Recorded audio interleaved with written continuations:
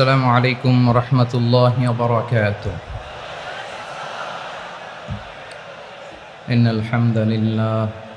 إن الحمد لله نحمده ونستعينه ونستغفره ونؤمن به ونتوكل عليه ونعوذ بالله من شرور أنفسنا ومن سيئات أعمالنا من يهده الله فلا مضل له ومن يضلل فلا هادي له فلن تجد له وليا مرشدا ونشهد أن لا إله إلا الله وحده لا شريك له هو الذي لا ضد له ولا ند له لا مثل له ولا مثيل له لا وزير له ولا كفيل له لا شبه له ولا شبيه له لا ولد له ولا والد له وهو الواحد الفرد الصمد لم يلد ولم يولد ولم يكن له كفوا أحد ونشهد أن سيدنا ونبينا وحبيبنا وبشيرنا ونذيرنا وطبيبنا وطبيب قلوبنا وحبيبنا وحبيب ربنا محمدا عبد الله ورسوله أرسله بالحق بشيرا ونذيرا وداعيا إلى الله بإذنه وسراجا منيرا أما بعد فقد قال الله تعالى في كلامه المجيد وفي فرقانه الحميد أعوذ بالله من الشيطان الرجيم بسم الله الرحمن الرحيم إن الله يأمر بالعدل والإحسان وإيتاء ذي القربى وينهى عن الفحشاء والمنكر والبغي يعظكم لعلكم تذكرون إن الله وملائكته يصلون على النبي يا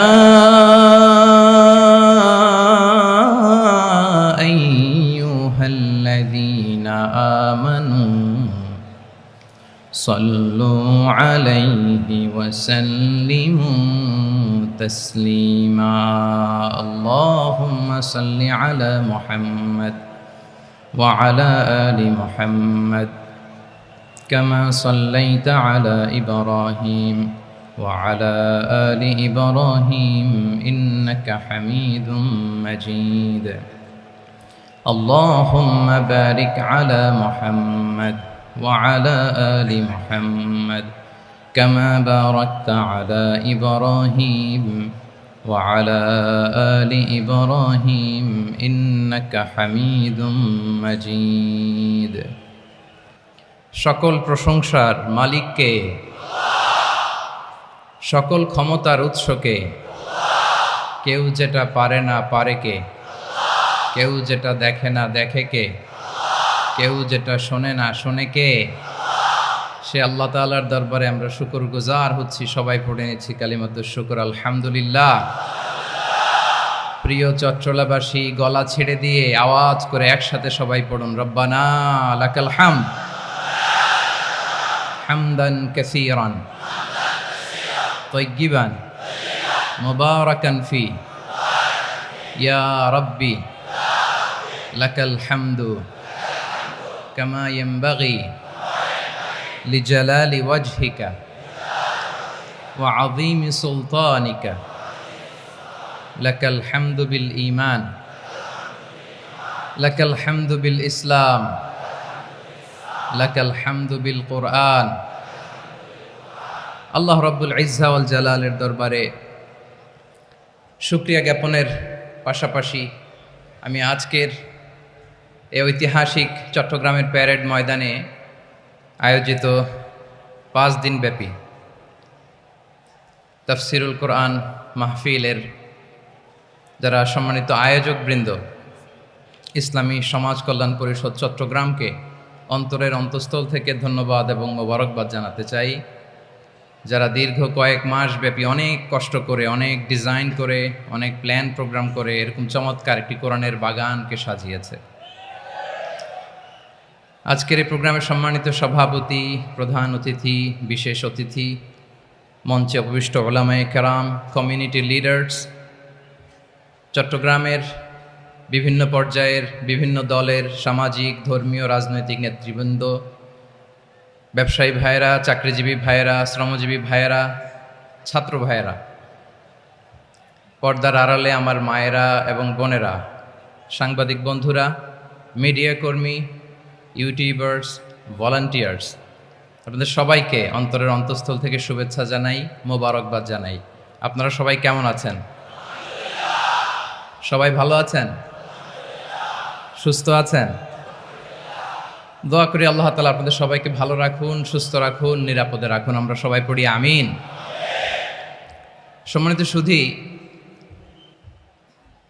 হযরতুল আল্লাম শহীদ মরহুম আল্লামা দেলওয়ার হোসেন সাঈদী রাহিমাহুল্লাহ ওনার স্মৃতি বিজড়িত আজকের এই ঐতিহাসিক প্যারেড ময়দানের তাফসিরুল কোরআনের প্রোগ্রামে সব আছে স্টেজ আছে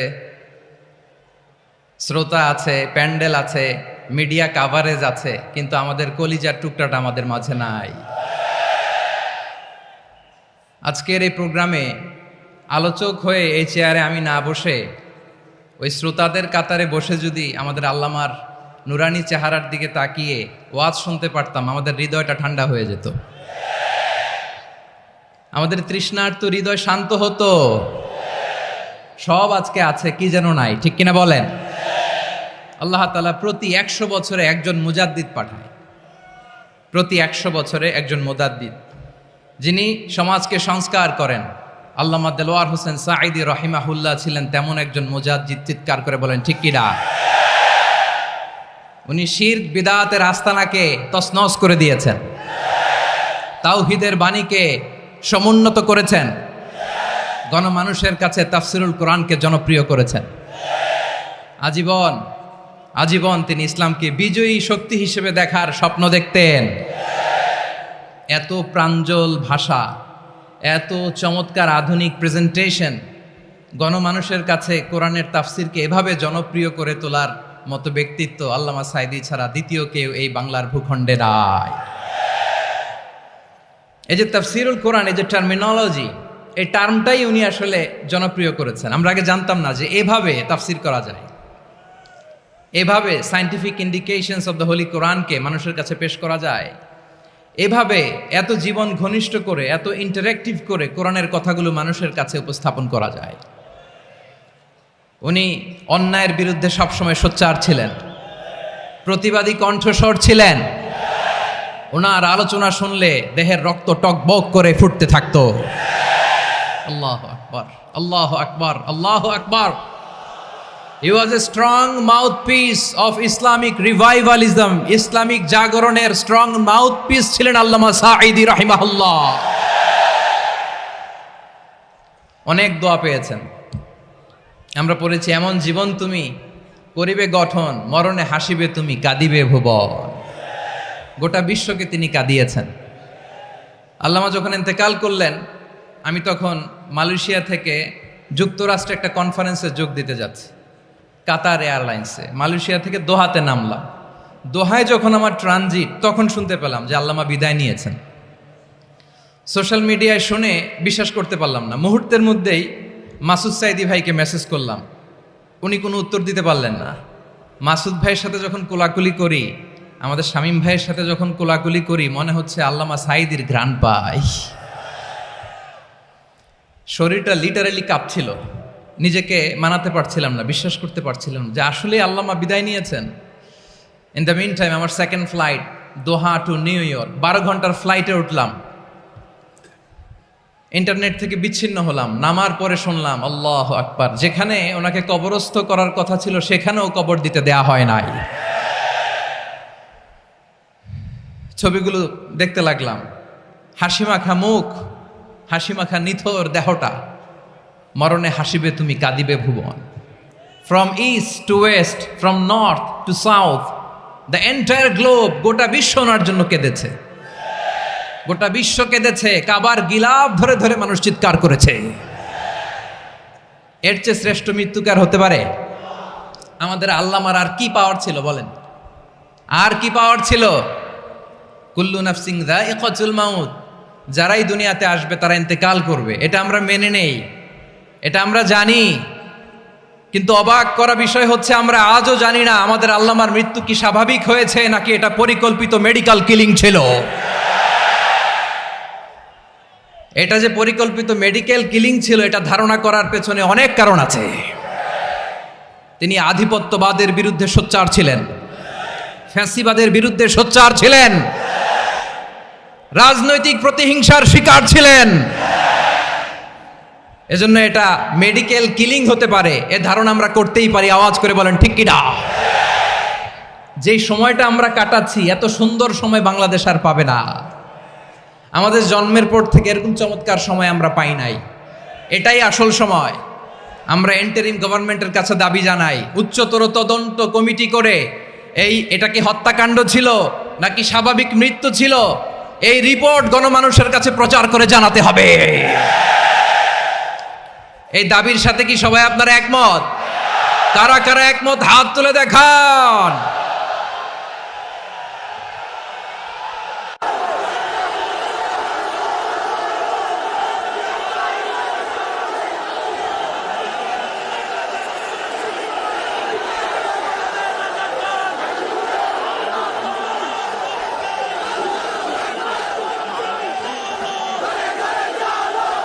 প্রিয় চট্টলাবাসী, আল্লাহ তাআলা তার এই মুখলেস গোলামকে তার জান্নাতুল ফেরদাউসের মেহমান হিসেবে কবুল করুক, তার জীবনের সকল খেদমাগুলোকে কবুল করুক, জান্নাতুল ফেরদাউসের আলা মাকামে তাকে মেহমান হিসেবে কবুল করুক। আল্লামা শহীদ দেলোয়ার হোসেন সাঈদী রাহিমাহুল্লাহ, উনি ছাড়াও এই ঐতিহাসিক ময়দানে কথা বলেছেন আল্লামা লুৎফুর রহমান রাহিমাহুল্লাহ। চলে গিয়েছেন আমাদেরকে ছেড়ে। তিনি বলতেন, ইনশাল্লাহ মিজান আবার আসবে। হুজুর আমি তো আসলাম, আপনি তো আমাদেরকে ছেড়ে চলে গেলেন। আল্লাহু আকবার, আল্লাহু আকবার, আল্লাহু আকবার। গলায় কোনো সুর ছিল না, সুর দিয়ে কথা বলতেন না, কিন্তু এত চমৎকার শব্দের বুনন, এত চমৎকার প্রেজেন্টেশন, এত চমৎকার ভাবে ঐতিহাসিক বর্ণনাগুলো তিনি উপস্থাপন করতেন, মন্ত্রমুগ্ধ হয়ে আমরা আল্লামা লুৎফুর রহমানের কথা শুনেছি। আমরা হযরতুল আল্লাম লুৎফুর রহমান রাহিমাহুল্লাহর জন্য এই বিশাল ময়দান থেকে দোয়া করছি, আল্লাহ তাআলা তুমি তোমার এই খাদেমকে জান্নাতের মেহমান হিসেবে কবুল করে নাও। আরো অনেক আল্লামারা এখানে কথা বলেছেন, বিশেষ করে বাইতুল শরফের মরহুম পীর সাহেব হুজুর থেকে শুরু করে আরো যারা যারা তারকাতুল্য ওলামায়ে কেরাম এই চট্টগ্রামের ময়দানে কথা বলেছেন, আলো ছড়িয়েছেন। আমরা এই লক্ষ লক্ষ তাওহীদি জনতাকে নিয়ে তাদের জন্য দোয়া করছি, আল্লাহ তাআলা ওনাদের জীবনের সকল ভুল ত্রুটি ক্ষমা করে দিয়ে তাদেরকে জান্নাতুল ফিরদাউসের মেহমান বানিয়ে নিক। আমরা এই ঐতিহাসিক প্যারেড ময়দানের প্রোগ্রাম থেকে স্মরণ করতে চাই 24-এর ছাত্র নাগরিক অভ্যুত্থানে আমার যে সমস্ত ছাত্র নাগরিক ভাইয়েরা দেহের তাজা রক্ত বিলি দিয়ে নতুন বাংলাদেশ আমাদেরকে উপহার দিয়েছে। বিশেষ করে আপনাদের এই চট্টগ্রামের শহীদ ফয়সাল, শহীদ ওয়াসিম সহ সকল শহীদকে আল্লাহ তাআলা কবুল করুক, আমরা সবাই পড়ি আমিন। প্রিয় ভাইয়েরা, আমি নগণ্য একজন কোরআনের ছাত্র, এত বিশাল মঞ্চে এত বড় প্ল্যাটফর্মে কথা বলা আমার জন্য সাজে না। তারপরও আমাদের মুরব্বীরা আমাদের ডানে বায়ে বসে আছেন, ওনাদের আদেশক্রমে ওনাদের অনুমতিক্রমে কিছু কথা আজকের এই ঐতিহাসিক প্রোগ্রামে আপনাদের সামনে উপস্থাপন করার চেষ্টা করব। ওমা তৌফিক ইল্লা বিল্লাহ। প্রিয় ভাইয়েরা, 5 দিন ব্যাপী এই তাফসিরুল কোরআনের প্রোগ্রামে অনেক ওলামা হযরত কথা বলেছেন। যারা কোরআন সুন্নাহ থেকে আমাদেরকে কোরআনের কথাগুলো শোনালেন, আমরা যেন সেগুলো আমল করতে পারি, আল্লাহ আমাদেরকে তৌফিক দান করুক। শুরুতে আমাদের নিয়তটাকে খালেস করে নেওয়া দরকার। এই যে গ্যাদারিং, এই যে হিউজ শোডাউন, এগুলো যদি আমাদের নিজেদেরকে পরিবর্তন না করে তাহলে এতে কোনো লাভ নাই। জোরে বলেন ঠিক কিনা? এই প্রোগ্রাম যদি আমাদের জীবনকে পরিবর্তন করে, আমাদের চিন্তার ডিএনএ-কে চেঞ্জ করে দেয়, তাহলেই চট্টগ্রামের প্যারেড ময়দান সার্থক। আসুন আমরা চিন্তাকে খালেস করে নেই। আমরা সবাই নিয়ত করি যে যতটুকু কথা আমরা কোরআনের আলোকে শুনবো, আমলের নিয়তে শুনবো ইনশাআল্লাহ। বলেন সবাই। আপনারা সবাই ঠিকঠাক আছেন তো? কখন আসছেন আপনারা? সবাই আসছেন কখন? সকালে, কেউ দুপুরে, 9টায়? আল্লাহ আল্লাহ আল্লাহ। দুপুরের খাবার খাওয়ার সুযোগ হয়েছিল? খান নাই? রোজা রাখছেন? আহা, আমি কি দিয়ে বিদায় দেব আমার এই ভাইগুলোরে? আল্লাহ তুমি আমার ভাইগুলোরে কবুল করো। ইসলামের পক্ষের এই গণজোয়ারকে আগামীর বাংলাদেশের ইসলামের জন্য তুমি কবুল করো। যেই ভালোবাসা ইসলামের জন্য হয়, যেই গণজোয়ার কোরআনের জন্য হয়, পৃথিবীর কোনো শক্তি দিয়ে সেটাকে আটকানো যায় না। জোরে বলেন ঠিক কিনা? এজন্য গ্রাজুয়ালি, সিস্টেম্যাটিক্যালি, মেথোডোলজিক্যালি আমাদেরকে আগাতে হবে, শুধু আবেগ দিয়ে নয়। বিবেকেরও দরকার আছে না নাই? প্রিয় ভাইয়েরা, আসুন, আমাদের কথা অনেক বেশি, সময় অনেক কম।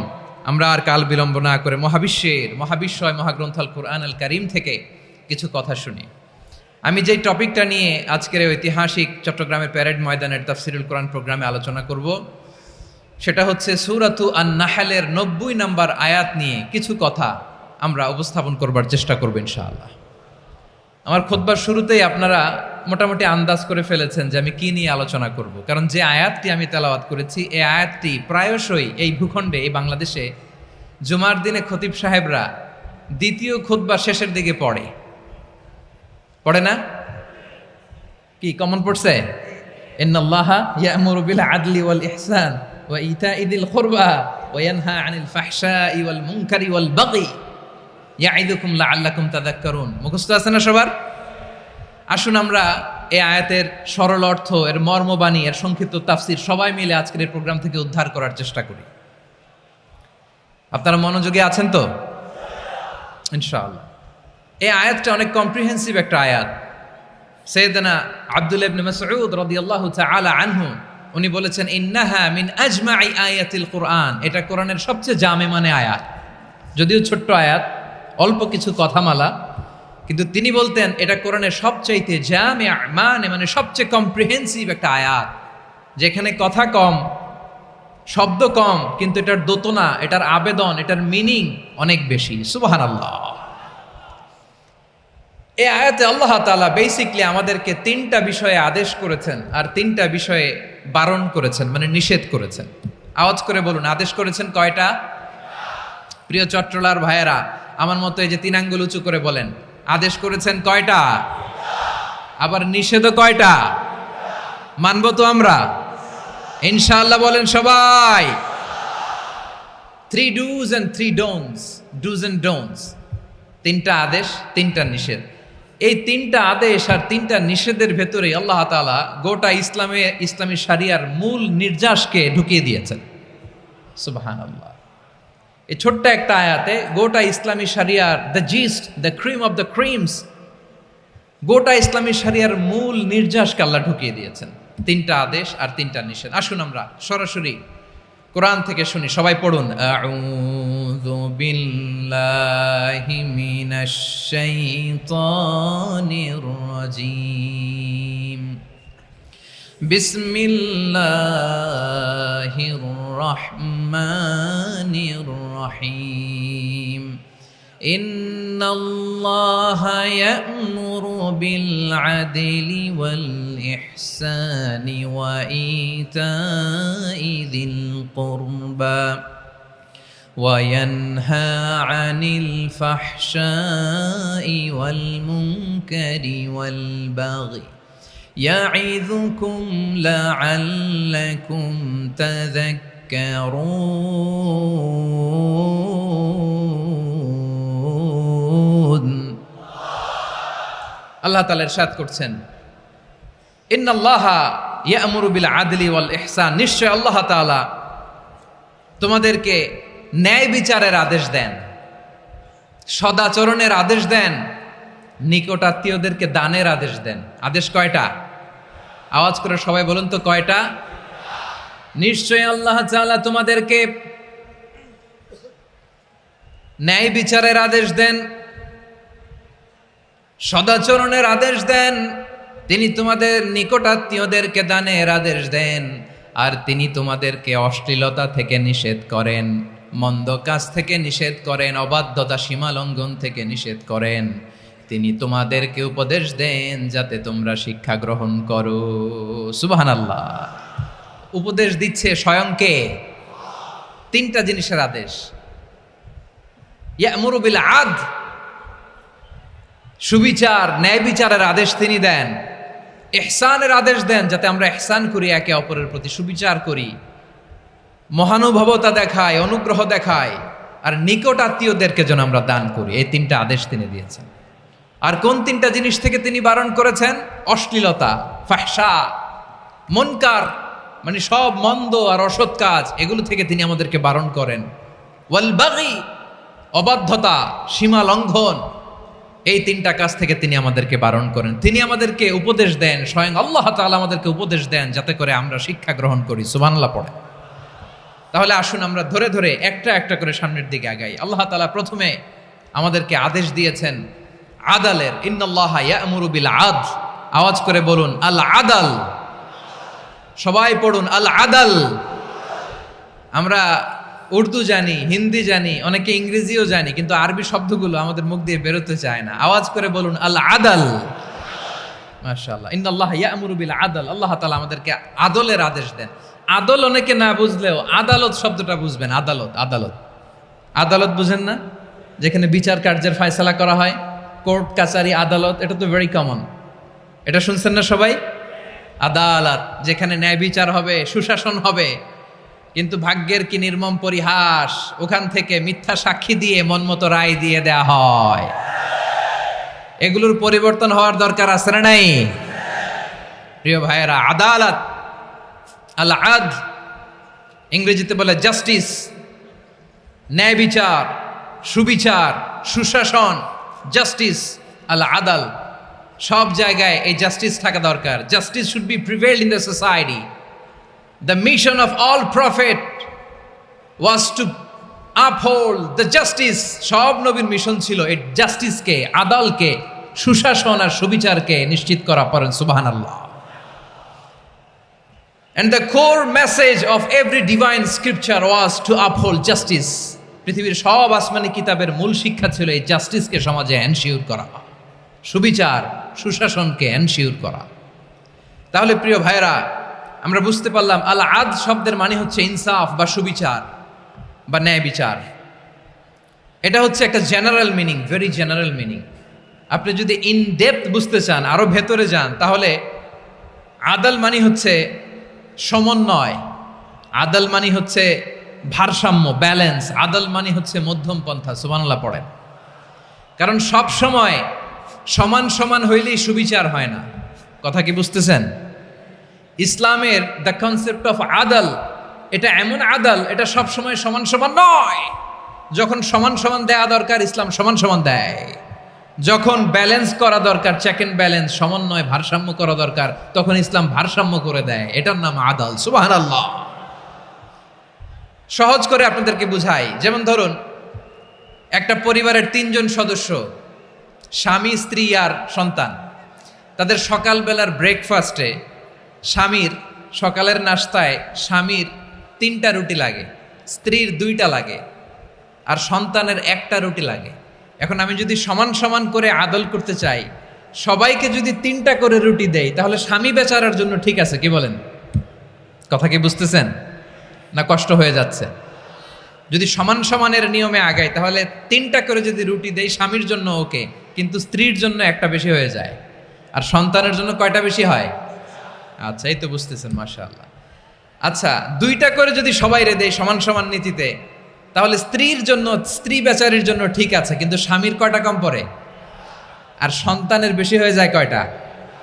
আচ্ছা, সমান সমান নীতিতে সবাইকে যদি সকালের নাস্তার জন্য 1টা করে রুটি দেই, সন্তানের জন্য ঠিক আছে, কিন্তু স্ত্রী বেচারির কম পড়ে কয়টা? স্বামীর কম পড়ে কয়টা? 2টা। কথা কি বুঝতেছেন? আর আমি যদি স্বামীকে দেই 3টা, স্ত্রীকে দেই 2টা, আর সন্তানকে দেই 1টা, তাহলে কারো অপচয় হবে না। যার যতটুকু দরকার ঠিক ততটুকুই কাজে লাগবে। চিল্লায় বলেন ঠিক কিনা?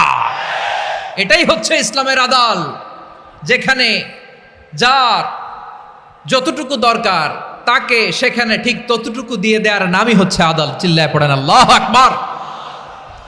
রব্বুল আলামিন বলেন, ইউসিকুমুল্লাহু ফি আওলাদিকুম লিযযাকারি মিসলু হাযযিল উনসায়াইন। আল্লাহ তোমাদেরকে ওসিয়ত করেন, তোমাদেরকে আদেশ দেন, উত্তরাধিকার সম্পদ যখন বন্টন হবে, ছেলেরা যতটুকু পাবে, মেয়ে পাবে তার অর্ধেক। সুবহানাল্লাহ বলেন। দেখেন, ছেলে যদ্দূর, মেয়ে অর্ধেক, ছেলে ডবল পাবে। আপাত দৃষ্টিতে মনে হয় এখানে অবিচার হয়েছে, কিন্তু আসলে কি অবিচার হয়েছে? আপনি বিয়ের ক্ষেত্রে যান, ওইখানে আবার ছেলে মোহরানা দেয়, মেয়ে সেখানে মোহরানা পায়। তাহলে চেক এন্ড ব্যালেন্স, ভারসাম্য, ব্যালেন্স, মধ্যম পন্থা এখানে আছে না নাই? এটাই হচ্ছে ইসলামের আদল। আল্লাহ তাআলা এই আদলের আদেশ দিয়েছেন, সুবিচার, ন্যায় বিচার, সুশাসন এবং ভারসাম্যের আদেশ দিয়েছেন। প্রিয় ভাইয়েরা, একটি শান্তিময় সমাজ, একটা সমৃদ্ধ সমাজ, একটা মানবিক সমাজ যদি আমরা পেতে চাই, এই আয়াতের মধ্যে যতগুলো পয়েন্ট আছে সবগুলোর বাস্তবায়ন লাগবে। কথা বুঝতে পেরেছেন? বলেন, আওয়াজ করে বলেন, আমরা একটা শান্তির সমাজ চাই কি চাই না? আমরা একটা সমৃদ্ধ বাংলাদেশ চাই কি চাই না? আমরা একটা মানবিক বাংলাদেশ চাই কি চাই না? এই আয়াতে আল্লাহ তাআলা একটা মানবিক সমাজের রূপরেখা টেনেছেন। তার প্রথম কথা হচ্ছে, ইন্নাল্লাহা ইয়ামুরু বিল আদল। আল্লাহ তাআলা তোমাদেরকে আদলের নির্দেশনা দেয়, সুবিচার, সুশাসনের নির্দেশনা দেয়। যে সমাজে আদল থাকে না, সেই সমাজে জুলুম মানুষের ঘাড়ে চেপে বসে। আদলের বিপরীত হচ্ছে জুলুম। আদলের বিপরীত কি? জুলুম বা জাওর, অত্যাচার, অবিচার, বৈষম্য। এই যে বৈষম্য বিরোধী ছাত্র আন্দোলন কমন পড়ছে? এই যে একজন সমন্বয়ক তো দেখা করলো আমার সাথে। জুলুম মানে হচ্ছে বৈষম্য। বৈষম্যের স্থান ইসলামে নাই, অবিচারের স্থান ইসলামে নাই, জুলুমের স্থান ইসলামে নাই। আল্লাহ তাআলা বলেন যে আমি জুলুমকে নিজের জন্য হারাম করেছি এবং তোমাদের জন্য হারাম করেছি। বিশ্বনবী ফরমান, আল্লাহ তাআলা বলেন হাদিসে কুদসিতে, ইয়া ইবাদি ইন্নী হারামতুয যুলমা আলা নাফসি ওয়া জাআলতুহু বাইনাকুম মুহাররামান ফালা তাযালামু। আমার গোলামেরা শোনো, নিশ্চয় আমি আল্লাহ তাআলা জুলুমকে আমি আমার উপরে হারাম করেছি, অনুরূপভাবে জুলুম করাকে তোমাদের উপরেও হারাম করেছি। ফলে ফালা তাযালামু, তোমরা একে অপরের সাথে জুলুম করো না। নির্দেশনাটা কার? খবরদার, জুলুমের সাথে আমাদের কোনো সম্পর্ক নাই। আল্লাহ তাআলা আদলের আদেশ দিয়েছেন, আদালতের আদেশ দিয়েছেন, সুশাসনের ন্যায় বিচারের আদেশ দিয়েছেন। ইন্নাল্লাহা ইয়ামুরু বিল আদল, আমাদেরকে আদল প্রতিষ্ঠা করতে হবে। জুলুমের সাথে ইসলামের কোনো সম্পর্ক নাই। আল্লাহ তাআলা জালিমদের জন্য কঠিন শাস্তি প্রস্তুত করে রেখেছেন। যারা এই আদলকে ভুলুণ্ঠিত, কখন রাত কিচ্ছু জানে না, কখন দিন কখন রাত কিছু জানে না, বছরের পর বছর কেটে গিয়েছে। এক্সট্রা জুডিশিয়াল কিলিং এর কোনো হিসাব নাই, বিচার বহির্ভূত হত্যা, এনফোর্স ডিসঅ্যাপিয়ারেন্স, গুম, যেটা সবচাইতে বড় মানবতা বিরোধী অপরাধ। কত মানুষ যে গুম হয়েছে তার কোনো ইয়ত্তা নাই। যেই ফ্যামিলির সদস্য গুম হয়েছে তারা কি ওই লোকটার জন্য মাগফিরাতের দোয়া করবে নাকি সুস্বাস্থ্যের দোয়া করবে তারা নিজেরাও জানতো না, কারণ জানে না ও বেঁচে আছে না মরে গেছে। আহা, বিডিআর নওজোয়ানদের যারা ছাড়া পেল দেখলাম, বিনা অপরাধে, কোনো অন্যায় ছাড়া, অপরাধ ছাড়া তাদের জীবন থেকে, তাদের তারুণ্যের, তাদের যৌবনের 15 বছর, 16 বছর, 17 বছর নাই। 6 মাস বয়সের ছোট বাচ্চাকে রেখে জেলে গেছে। 6 মাসের মেয়ে বেরোয় দেখে মেয়ের বয়স 17 বছর। মেয়ে বাবারে চিনে না, বাবা মেয়েরে চিনে না। মেয়েকে এখন বিয়ে দিয়ে আরেক ছেলের হাতে তুলে দিবে। মেয়ের শৈশব বাবা দেখে নাই, মেয়ের কৈশোর বাবা দেখে নাই, মেয়ের তারুণ্য দেখে নাই। আরেক যুবককে দেখলাম 14 বছরের 14 দিনের সংসার, 2 সপ্তাহের সংসার শেষে জেলে গেছে। কত যুবকের যে স্ত্রী চলে গিয়েছে ফ্যামিলি ছেড়ে, কারণ জানে না তো কবে আসবে, কি হবে, কেউ জানতো না। দাম্পত্য জীবনের মাত্র 14 দিনের স্মৃতি, এই স্মৃতিকে আঁকড়ে ধরে এক বোন 16টা বছর, 17টা বছর কাটিয়ে দিয়েছে। আমি নিউজটা দেখে ভাবলাম, আমার এই বোনের প্রতিটি দিন কিভাবে কেটেছে, প্রতিটি রাত কিভাবে কেটেছে, প্রতিটি ক্ষণ কিভাবে কেটেছে।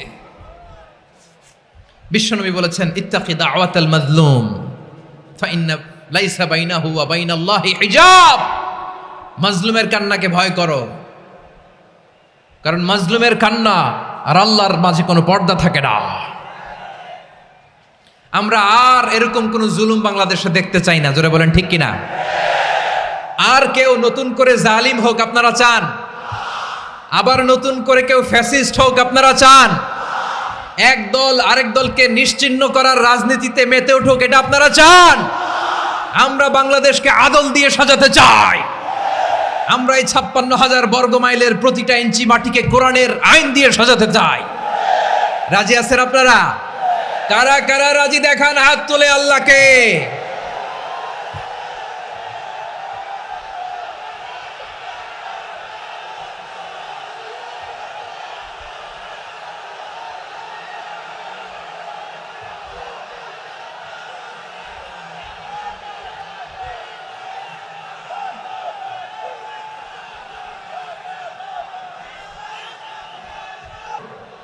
আমার প্রিয় বীর চট্টলার তৌহিদি মুসলমান, আমরা আর নতুন করে কেউ জালিম হোক এটা চাই না, নতুন করে আবার কেউ ফ্যাসিস্ট হোক আমরা চাই না, এক দল আরেক দলকে নিশ্চিহ্ন করার রাজনীতি করুক আমরা চাই না। আমরা সুশাসনের বাংলাদেশ চাই, আমরা মানবিক বাংলাদেশ চাই, আমরা একটা সমৃদ্ধ বাংলাদেশ চাই, আমরা বিশ্বের বুকে সম্মান নিয়ে মাথা উঁচু করে দাঁড়াতে চাই, ঠিক কিনা বলেন? আল্লাহ বললেন, এটা যদি তোমরা চাও, একটা সমৃদ্ধ সমাজ যদি বিনির্মাণ করতে চাও, মানবিক সমাজ যদি বিনির্মাণ করতে চাও, আমি তোমাদেরকে সেজন্য প্রথমে আদালতের নির্দেশ দিলাম। ইন্নাল্লাহা ইয়া'মুরু বিল আদল, নিশ্চয় আল্লাহ তাআলা তোমাদেরকে ন্যায় বিচার, সুশাসন এটার আদেশ দেন। সুবহানাল্লাহ। আদাল, ন্যায় বিচারের আদেশ আল্লাহ তাআলা কোরআনের বিভিন্ন আয়াতে দিয়েছেন। আল্লাহ তাআলা বলছেন, ইন্নাল্লাহা ইয়া'মুরুকুম আন তুআদ্দুল আমানাতি ইলা আহলিহা ওয়া ইযা হাকামতুম বাইনান নাসি আন তাহকুমু বিল আদল ইন্নাল্লাহা নি'ম্মা ইয়া'iযুকুম বিহি ইন্নাল্লাহা কানা সামিআম বাসীরা। আল্লাহ তাআলা বললেন, আল্লাহ আদেশ দিচ্ছেন, যে ব্যক্তি আমানতের হকদার তার হাতে তোমরা আমানত পৌঁছে দাও। আর যখন তোমরা বিচার কার্য করবে, বিচার ফায়সালা করবে, আদালতের সাথে করো। সুবহানাল্লাহ বলেন। ওয়াইদা হাকামতুম বাইনান নাসি আন তাহকুমু বিল আদল, আদালতের সাথে করবা। আল্লাহ তাআলা বলেন, যারা জাজ হবে, বিচারক হবে, তাদের যদি বাদী বিবাদীর কারো সাথে শত্রুতা থাকে, কারো সাথে যদি কোনো ধরনের রেষারেষি থাকে, আল্লাহ বলেন বিচার কার্য করতে যে ওই শত্রুতা রেষারেষির কারণে আদালতের বাইরে যে অবিচার করে বিচার করো না। ওয়ালা ইয়াজরিমান্নাকুম শানাআনু কওমিন আলা আল্লা তা'দিলু ই'দিলু হুয়া আকরাবু লিত্তাকওয়া ওয়াত্তাকুল্লাহা ইন্নাল্লাহা খাবীরুম বিমা তা'মালুন। খবরদার কোন জাতির প্রতি, কোন গোষ্ঠীর প্রতি, কোন গোত্রের প্রতি আক্রোশ যেন তোমাদেরকে ন্যায় বিচার থেকে দূরে সরিয়ে না দেয়, বরং আমি আল্লাহর আদেশ হলো ই'দিলু, তোমরা আদল করো, ন্যায় বিচার করো, সুবিচার করো, সুশাসন প্রতিষ্ঠা করো। হুয়া আকরাবু লিত্তাকওয়া, এটাই তাকওয়ার সবচেয়ে কাছাকাছি। সুবহানাল্লাহ বলেন। কোরআনের বিভিন্ন আয়াতে আল্লাহ তাআলা স্পেসিফিকলি ধরে ধরে বিচার করার সময় আমরা যেন আদল করি সেটা বলেছেন। কোরআনের কোন কোন জায়গায় আল্লাহ তাআলা এই আল আদ শব্দটা ব্যবহার করেছেন।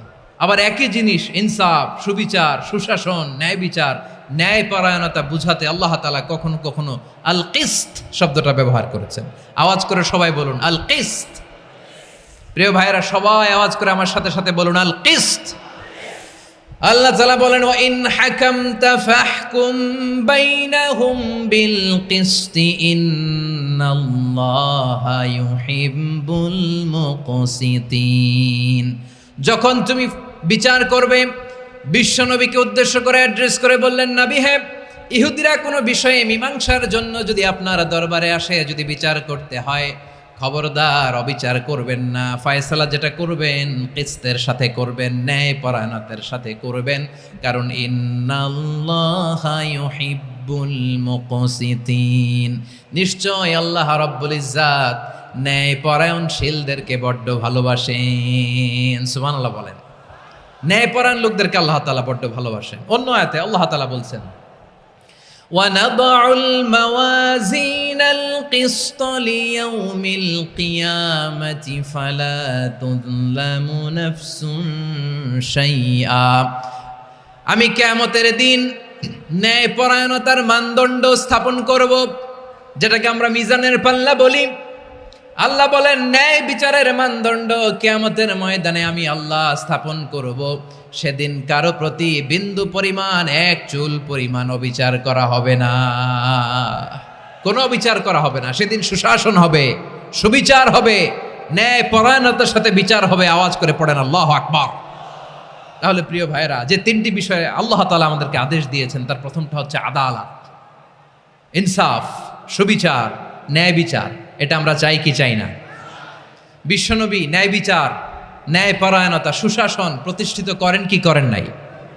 আপনারা বিশ্বনবীর সিরাত যারা পড়েছেন, আপনি দেখবেন বিশ্বনবীর সিরাতের পরতে পরতে, বাঁকে বাঁকে, সিরাতের বাঁকে বাঁকে এই আদালতের নমুনা মেলে। সুবহানাল্লাহ বলেন।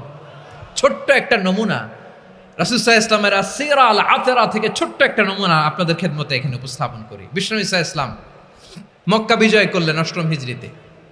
মক্কা বিজয় শেষের দিনই কয়েক সপ্তাহ মক্কাতে অবস্থান করলেন। ইন দ্য মিন টাইম মক্কার একটা ভেরি প্রেস্টিজিয়াস এন্ড ডিগনিফাইড ফ্যামিলির নারী চুরিতে ধরা পড়ল। কিসে ধরা পড়ল? সবাই বলেন কিসে? আমাদের সমাজে আসেনি এটা? আছে? ছোট না বড়?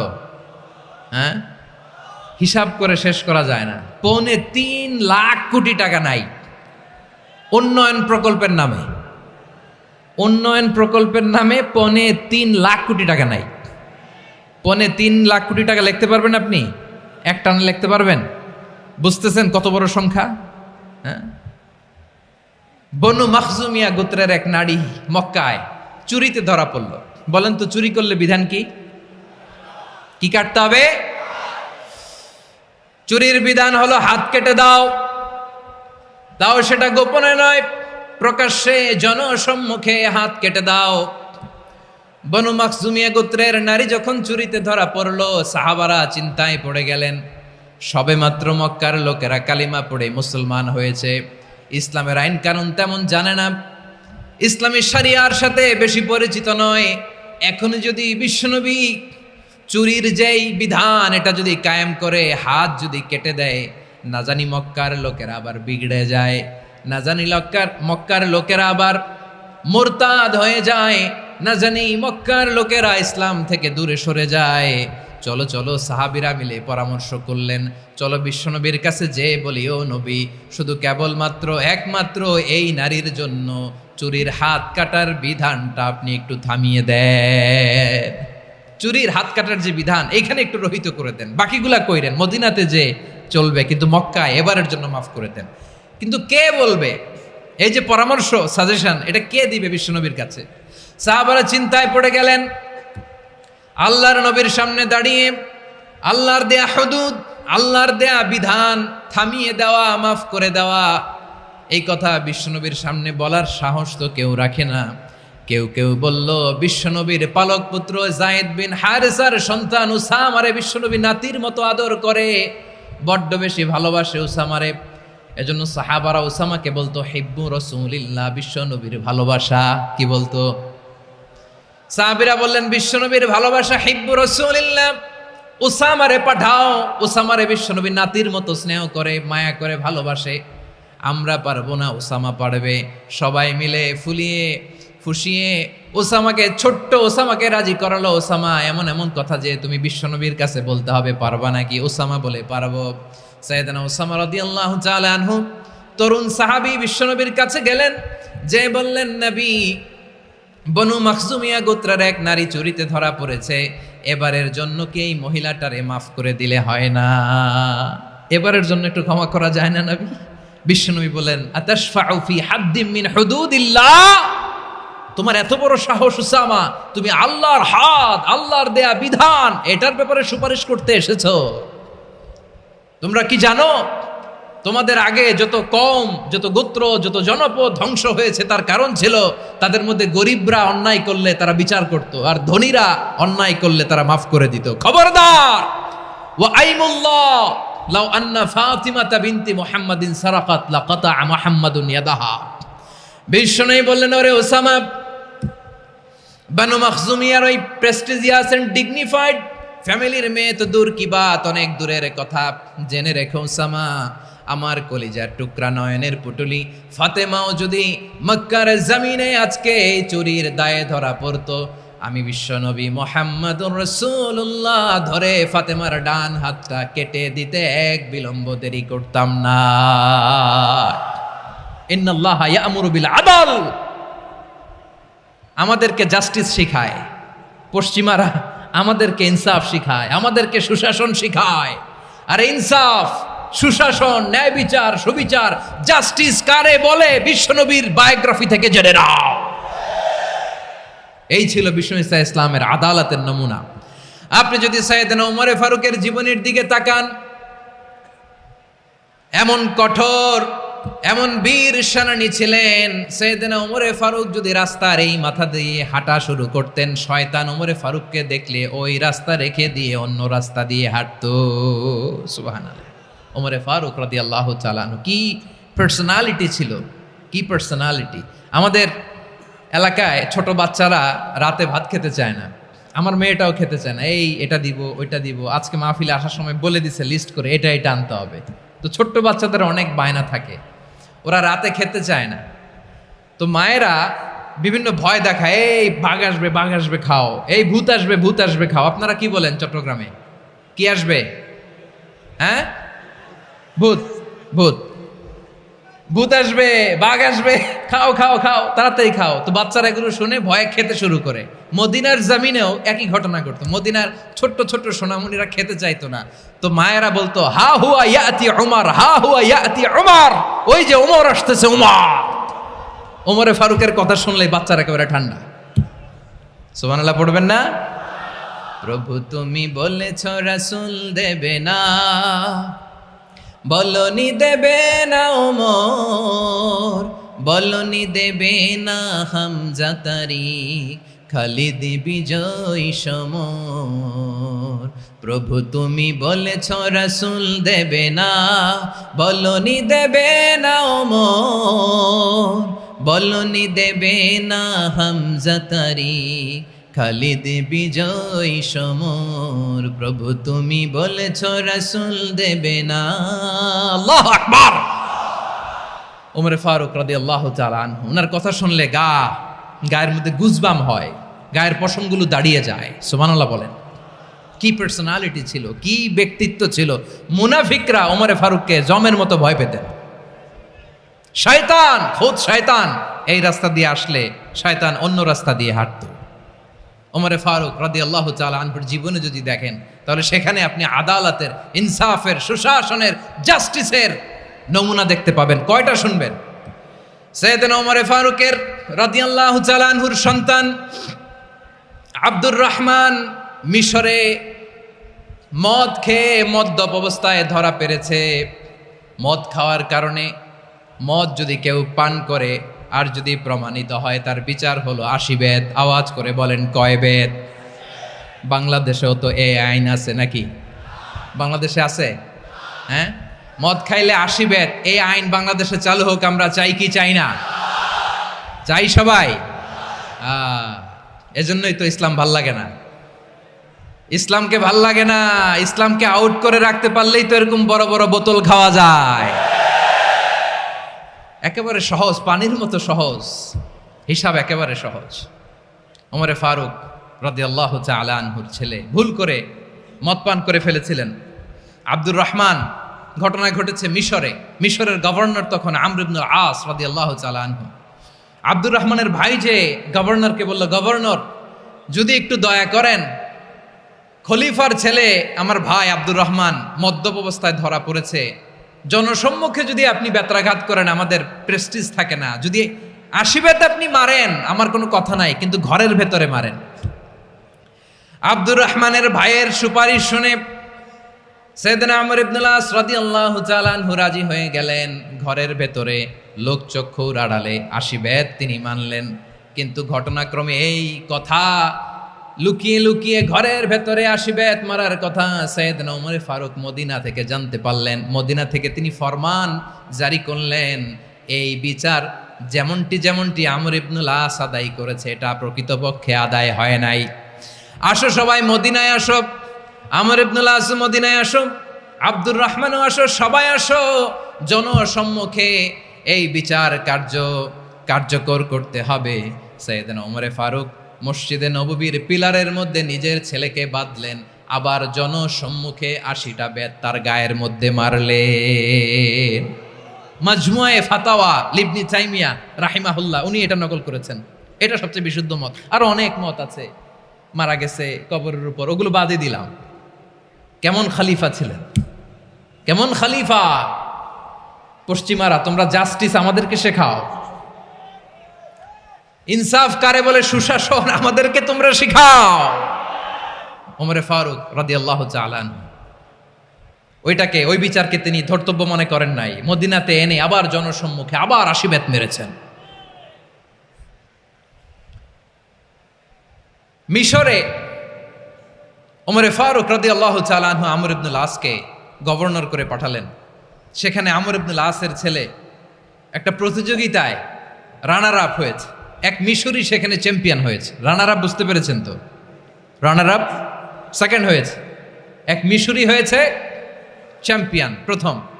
কিন্তু গভর্নরের ছেলে ও জিততে পারে নাই। ও রাগে ওই মিশরির গায়ের মধ্যে কয়েকটা লাঠি দিয়ে বাড়ি মেরেছে। মিশরি যে মদিনাতে ওমর ফারুকের কাছে বিচার দিলেন, আপনার গভর্নরের ছেলে অন্যায়ভাবে আমার গায়ে হাত তুলেছে। সাইয়েদনা ওমর ফারুক আবার ফরমান জারি করলেন, আসব মদিনাতে আসব। মিশরীকে ডাকলেন। ওই মিশরের গভর্নর আমর ইবনুল আস রাদিয়াল্লাহু তাআলা আনহুকে ডাকলেন, তার ছেলেকেও ডাকলেন। সবাই বসে রইল। আমর ইবনুল আস রাদিয়াল্লাহু তাআলা আনহু মাথা নিচু করে বসে আছেন, লজ্জায় কাচুমাচু। হায় হায়, আজকে আমার ছেলের কারণে আমিরুল মুমিনিন খলিফাতুল মুসলিমিন ওমরে ফারুকের কাছে আমি জনসম্মুখে লজ্জিত হচ্ছি। সাইয়েদনা ওমরে ফারুক বললেন, এই নাও লাঠি, গভর্নরের ছেলে তোমার মাথার মধ্যে যতগুলো বাড়ি মেরেছে আজকে জনসম্মুখে তুমি অতগুলা বাড়ি মারো।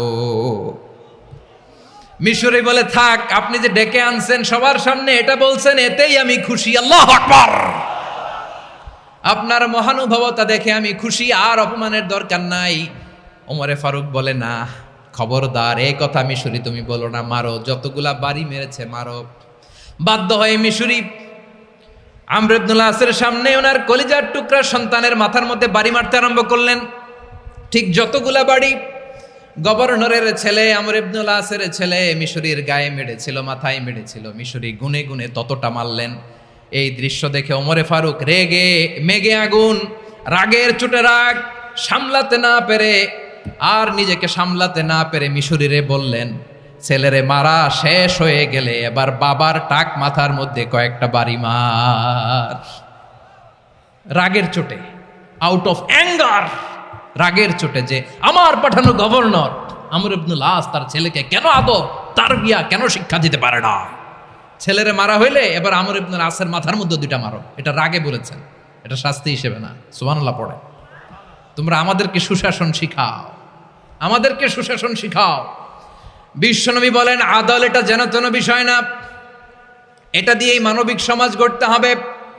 আল্লাহ তাআলা কিয়ামতের কঠিন ময়দানে, যেদিন স্বামী স্ত্রীকে চিনবে না, স্ত্রী স্বামীকে দেখে পালিয়ে যাবে, বন্ধু বন্ধুরে চিনবে না, পীর সাহেব মুরিদরে চিনবে না, মুরিদ পীর সাহেবরে চিনবে না, দলের কর্মী তার নেতারে চিনবে না, নেতা তার কর্মীরে চিনবে না, বন্ধু বন্ধুরে দেখে পালাবে। এই কঠিন মুহূর্তে সূর্যটা মাথার কাছে চলে আসবে, জমিনটা তামার জমিন হবে।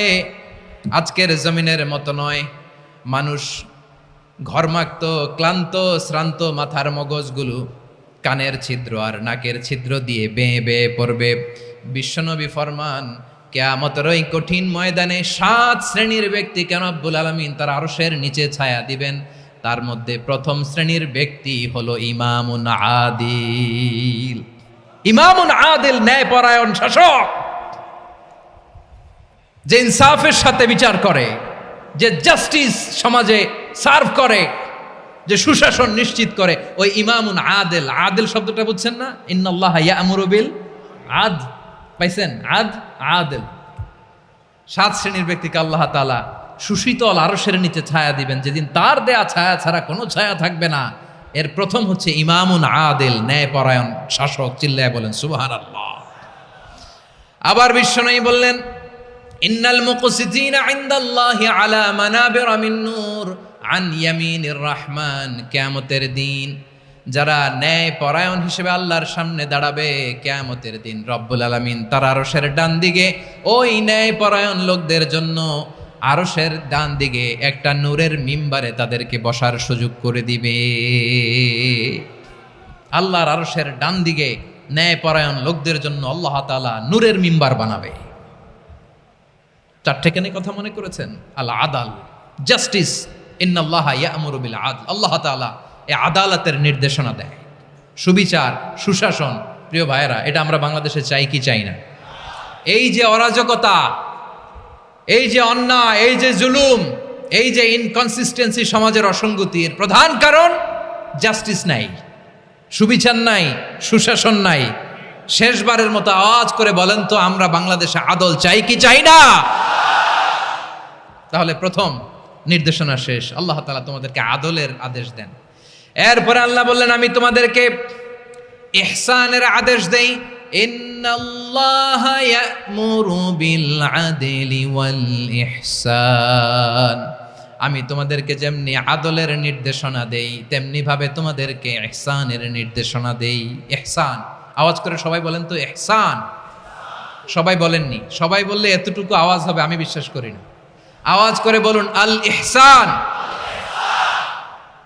ইহসান মানে কারো প্রতি সফট হার্টেড হওয়া, মহানুভব হওয়া, অনুগ্রহ পরায়ণ হওয়া, অনুগ্রহশীল হওয়া, একে অপরের প্রতি দয়াদ্র হওয়া।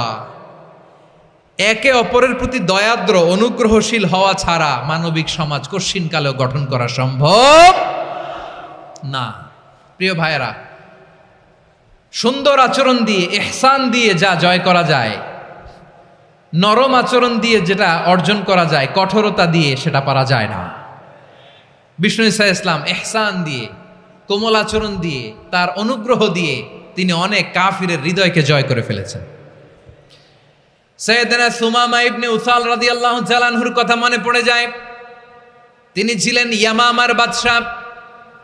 মদিনাতে বিশ্বনবীকে হত্যা করার নিয়তে এসেছিলেন। গোপনে গোপনে বিশ্বনবীকে হত্যা করে আবার ইয়ামামাতে তিনি ফিরে যাবেন। কিন্তু কি অবাক করা কাণ্ড, হত্যা করতে পারে নাই, সাহাবাদের হাতে তিনি ধরা পড়ে গেলেন। সাইয়েদনা সুমামা ইবনে উসাল রাদিয়াল্লাহু তাআলা আনহু হত্যার নিয়তে আসলেন, কিন্তু হত্যা করতে পারলেন না। সাহাবারা ওনাকে ধরে ফেললেন, ধরে মসজিদে নববীর পিলারের মধ্যে বেঁধে রাখলেন।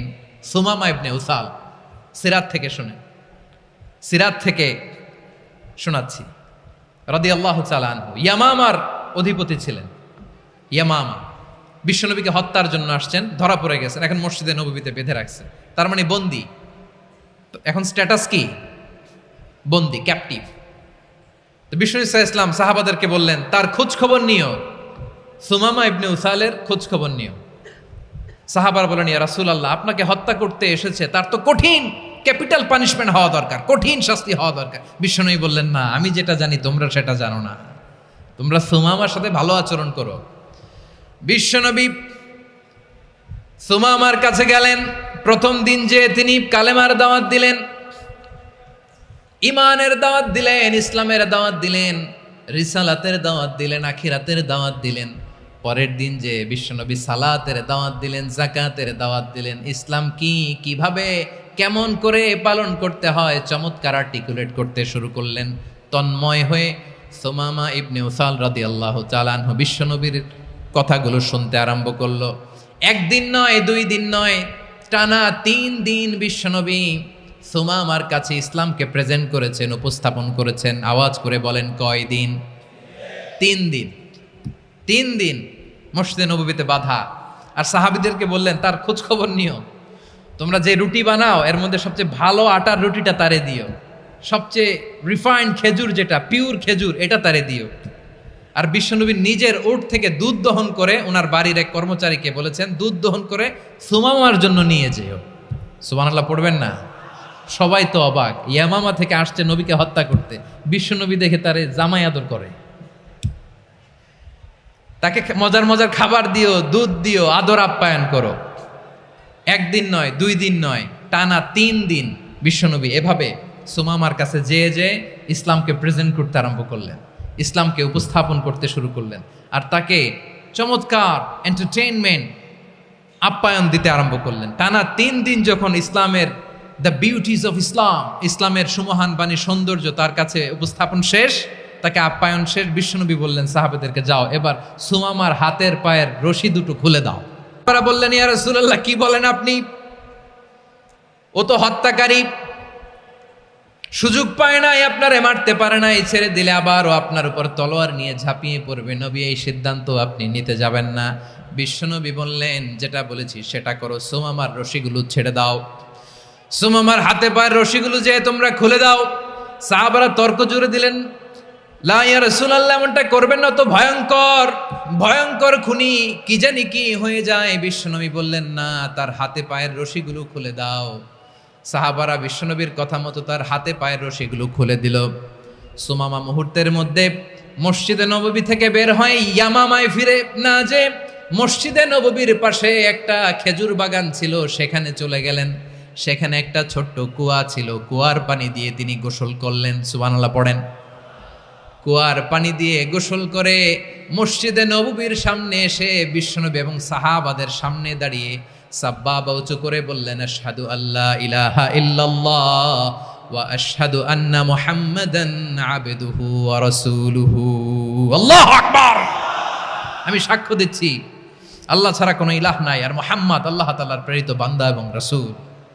প্রিয় ভাইয়েরা, ইহসান দিয়ে যা জয় করা যায়, কঠোরতা দিয়ে সেটা কঠিনকালেও জয় করা যায় না। আওয়াজ করে বলেন ঠিক কি না? এবার সুমামা দাঁড়িয়ে বলে, ওগো নবী, আমি তো কালিমা পড়ে মুসলমান হয়ে গেলাম, এবার শোনেন, এই মুহূর্তের আগে আপনার চেহারার চাইতে নিকৃষ্ট কোনো চেহারা আমার কাছে ছিল না, কিন্তু শাহাদা পাঠ করার পরে আপনার চেহারার চাইতে উত্তম শ্রেষ্ঠ কোনো চেহারা আমার কাছে আর নাই। ও নবী, আজকের দিনের আগে ইসলাম ধর্মের চেয়ে নিকৃষ্ট অপছন্দনীয় কোনো ধর্ম আমার কাছে ছিল না, কিন্তু এই মুহূর্ত থেকে ইসলামের চেয়ে সেরা শ্রেষ্ঠ পছন্দনীয় কোনো ধর্ম আমার কাছে নাই। নবী গো, আজকের দিনের আগে মদিনার চাইতে অপছন্দনীয় নিকৃষ্ট কোনো শহর আমার কাছে ছিল না, কিন্তু এই মুহূর্তের পর থেকে মদিনার চাইতে কোনো শ্রেষ্ঠ শহর আমার জানা নাই। সে ছিল গমের বড় ডিলার, গম বেচতো। কি বেচতো? তার গম কিনে মক্কার লোকেরা রুটি খাইতো। সে ঘোষণা দিল, আজকে থেকে মক্কাবাসীদের জন্য সব গম আমি হারাম করে দিলাম, মক্কাবাসী এখন না খেয়ে মরে। সুবহানাল্লাহ পড়বেন না? মক্কাবাসী বিশ্বনবীর কাছে আসলেন, এসে বললেন, মুহাম্মদ, আমরা তো তোমার ভাই, তোমার চাচা, তোমার ভাতিজা, তোমার আত্মীয়, তুমি সুমামারে বলো সে যেন আবার গমের সাপ্লাই মক্কার জন্য অনুমতি দিয়ে দেয়। বিশ্বনবীর অনুমতি ক্রমে সুমামা আবার মক্কাতে গম পাঠাতে শুরু করলো। পড়েন সুবহানাল্লাহ। ইহসান, ইহসান দিয়ে আপনি যেটা জয় করতে পারবেন, you can win the heart of your enemies. ইহসান দিয়ে আপনি আপনার শত্রুর হৃদয়কে জয় করতে পারবেন। আওয়াজ করে বলেন ঠিক কি না? এজন্য আল্লাহ বললেন, ওয়া আনফিকু ফি সাবিলিল্লাহি ওয়া লা তুলকু বিআইদিকুম ইলাত তাহলুকা ওয়া আহসিনু ইন্নাল্লাহা ইউহিব্বুল মুহসিনিন। তোমরা আল্লাহর রাস্তায় দান করবে আর নিজেরা নিজেদেরকে ধ্বংসের হাতে ঠেলে দিও না। তোমরা একে অপরের প্রতি ইহসান করবে, কারণ ইহসানকারীদেরকে আল্লাহ বড্ড ভালোবাসেন। সুবহানাল্লাহ পড়েন। আবার সূরা রহমানে আল্লাহ বললেন, হাল জাযাউল ইহসানি ইল্লাল ইহসান ফাবিআইয়ি আলা, সবাই পড়েন, ফাবিআইয়ি আলাই রাব্বিকুমা তুকাযযিবান। ইহসানের প্রতিদান হিসেবে ইহসানি হয়। বিশ্বনবী সুমামার প্রতি যেমন ইহসান করেছেন, সুমামাও ঠিক তেমন ইহসান ফিরিয়ে দিয়েছে। ঠিক কিনা বলেন? তাহলে এক নম্বরে হচ্ছে আদ, ন্যায় বিচার। দুই নম্বরে সবাই বলেন ইহসান, সদাচরণ। ইহসান দুই ধরনের প্রিয় ভাইরা, ইহসান ফিল ইবাদা, ইহসান ফিল মুআমালা। ইহসান ফিল ইবাদা হচ্ছে একাগ্র অনুভবে ইবাদতে ডুব দেওয়া, এর নাম ইবাদতের ইহসান। সুবহানাল্লাহ পড়ে। বিশ্বনবী বলেন ইহসান মানে কি জানো নাকি? হাদিসে জিবরিলে সাইয়েদনা জিবরিল আলাইহিস সালাম বিশ্বনবীকে বললেন, আখবিরনি আনিল ইহসান। নবী আমাদেরকে বলেন ইহসান মানে কি? বিশ্বনবী বললেন, আনতা আবুদাল্লাহা কাআন্নাকা তারাহু ফাইন লাম তাকুন তারাহু ফাইন্নাহু ইয়ারাক। ইহসান মানে হলো এমন ভাবে তুমি আল্লাহর সামনে নিজেকে উজাড় করে ইবাদত করবে, তুমি ভাববে তুমি আল্লাহকে দেখতে পাচ্ছ। আর এটা যদি ভাবা তোমার জন্য কঠিন হয়ে যায়, অন্তত এতটুকু তুমি ভাববা যে আল্লাহ তোমাকে দেখতে পাচ্ছেন। ঠিক কিনা বলেন? ও আমার বীর চট্টলার ভাইয়েরা, কেউ যেটা দেখে না সেটা দেখে কে? এই বিশ্বাস হৃদয়ের মধ্যে আছে? নামাজে যখন দাঁড়ান এই ফিলিংসটা আনা যাবে? হ্যাঁ, এশার সালাত তো এখনো হয় নাই না? আলোচনা শেষে এশার সালাত এখানে অনুষ্ঠিত হবে, তাই না? আচ্ছা বলুন তো, আমরা এশার সালাত পর্যন্ত বেঁচে থাকবো এই গ্যারান্টি আছে কার কার? হাত তোলেন। কয়েকজন হাত তুলছে পেছনে, না বুঝে তুলে ফেলছে। এশা পর্যন্ত যে আমরা হায়াত পাবো কোনো গ্যারান্টি আছে? সবাই আওয়াজ করে বলেন, গ্যারান্টি আছে? গ্যারান্টি নাই। এই জন্য বিষ্ণু ইসলাম বলেছেন, এমন ভাবে নামাজে দাঁড়াও, ইবাদত করো, মনে করো হতে পারে এটাই আমার জীবনের শেষ নামাজ। পারফর্ম দ্য সালাহ as if this is your last and final prayer. এমন ভাবে সালাতে দাঁড়াও, ভাবো হতে পারে এটাই তোমার জীবনের শেষ নামাজ। এমন ভাবে নামাজে দাঁড়াও, ভাবো এটাই শেষ নামাজ। তাহলে নামাজে একাগ্রতা বাড়ায় দিবে কে? ফলে ইবাদতের ইহসান আমাদের অর্জিত হবে। আর মুআমালাতে ইহসান হলো, বিশ্বনবী বলেন, ইন্নাল্লাহা তাবারাকা ওয়া তাআলা কাতাবাল ইহসানা আলা কুল্লি শাই ফাইদা কাতালতুম ফাআহসিনুল কিতলা ওয়া ইযা যাবাহতুম ফাআহসিনুয যাবহা ওয়ালিয়ুহিদ্দা আহাদুকুম শাফরাতাহু ওয়ালিয়ুরিহ যাবিহাতাহু। ইহসান দুই ধরনের, আওয়াজ করে বলতে হবে কয় ধরনের? সবাই বলুন আওয়াজ করে, কয় ধরনের? একটা হচ্ছে ইহসান ফিল ইবাদা, ইবাদতে ইহসান। ইবাদতে ইহসান কি? একাগ্র অনুভব দিয়ে ইবাদত করা, মন প্রাণ দিয়ে ইবাদত করা। আর মুআমালাতে ইহসান কি? সব কাজে, দৈনন্দিন কাজে, কর্মে, সামাজিক অ্যাক্টিভিটিতে কোমলতা প্রদর্শন করা, অনুগ্রহের সাথে সবকিছু করা। আল্লাহ তাআলা ইন্নাল্লাহা তাবারাকা ওয়া তাআলা কাতাবাল ইহসান আলা কুল্লি শাই, তিনি সব কিছুর ব্যাপারে ইহসানকে আবশ্যক করেছেন, সবকিছুতে। মুমিনের সব কাজে ইহসানের পরশ থাকবে। ওয়া ইযা কাতালতুম ফাহসিনুল কিতলা, বিষ্ণুই বলেন তুমি যখন কাউকে হত্যা করো ইহসানের সাথে করো। সুবহানাল্লাহ পড়বেন না? যখন হত্যা করো তখনও ইহসানের সাথে। আচ্ছা হত্যা করবো আবার ইহসান আসবে করতে করে, তো মেরেই ফেলবো আমি। আল্লাহ, ও ভাই একজন খুন করেছে, খুনি, রাষ্ট্রীয় আইনে তার শাস্তি হয়েছে ডেথ পেনাল্টি, মৃত্যুদণ্ড। এখন মৃত্যুদণ্ড দেখে আপনি যেমনি মন চায় তেমনি মারবেন লোকটারে? ওর নাক কেটে ফেলতে পারবেন? ওর কান কাটতে পারবেন? ওর চোখ উপড়ে ফেলতে পারবেন আপনি? যেমন মন চায় তার অঙ্গহানি করা যাবে না। ইহসানের সাথে তাকে হত্যা করো। সুবহানাল্লাহ, this is Islam, this is the true essence of Islam. ওয়া ইযা যাবাহতুম ফাহসিনুয যাবহা, যখন জবাই করবে তখনও ইহসানের সাথে জবাই করো। করব জবাই, ওইখানেও নাকি ইহসান। আচ্ছা কুরবানির দিন আমরা পশুগুলোরে কি করি বলেন সবাই আওয়াজ করে? জবাই। জবাই মানে তো এটার মেরেই ফেলতেছি, একটু পরে তো টুকরো টুকরো করে গোশতগুলো খাবো, এটা তো খাবো, এটা তো মেরেই ফেলবে। বিষ্ণু বলে না, জবাইয়ের মধ্যেও মুমিনের জবের ভেতরেও ইহসানের পরশ থাকা চাই। যখন জবাই করবে প্রাণীটাকে হাত পা টাইট করে বেঁধে নাও, ছুরিটাকে শার্পেন করে নাও, ধারালো করে নাও, যাতে অল্প সময়ে জবাইটা হয়ে যায়, প্রাণীটা যাতে কম কষ্ট পায়। সুবহানাল্লাহ পড়েন। দিস ইজ কল্ড ইহসান। ইহসান আল্লাহ তাআলা যেমনি আদলের আদেশ করেছেন, ন্যায় বিচার, জাস্টিস এনশিওর করতে বলেছেন, সমাজে ইহসানের ব্যবহার, ইহসানের অনুশীলন তিনি করতে বলেছেন। এজন্য মুমিনের প্রতিটি কাজে, আমার চট্টগ্রামের ভাইয়েরা আমার দিকে তাকান, খেয়াল করে শুনুন, মুমিন জীবনের প্রতিটি কাজে ইহসানের পরশ থাকা চাই। আমরা যেন আমাদের পরিবারের প্রতি ইহসান করি, আমরা যেন আমাদের কর্মচারীদের প্রতি ইহসান করি, আমরা যেন আমাদের কলিগদের প্রতি ইহসান করি, আমরা যেন আমাদের ভাইদের প্রতি ইহসান করি। মুমিন জীবনের প্রতি কাজে ইহসানের পরশ থাকার দরকার আছে না নাই? কথা বুঝতে পেরেছেন? তাহলে আল্লাহ তাআলার তিনটা আদেশ ছিল, কয়টা গেল? ভুলে গেছে, ভুলে গেছে চট্টগ্রাম। তিনটা আদেশের মধ্যে কয়টা বললাম? প্রথমে কি ছিল? আদল। 2 নম্বরে, 3 নম্বরে রব্বুল আলামিন বললেন ওয়া ইতা ইদিল কুরবা, নিকটাত্মীয়দেরকে দান করো। নিকট আত্মীয়দেরকে দাও, যারা তোমাদের ব্লাড কানেকশনের আত্মীয় তাদেরকে তোমরা দাও।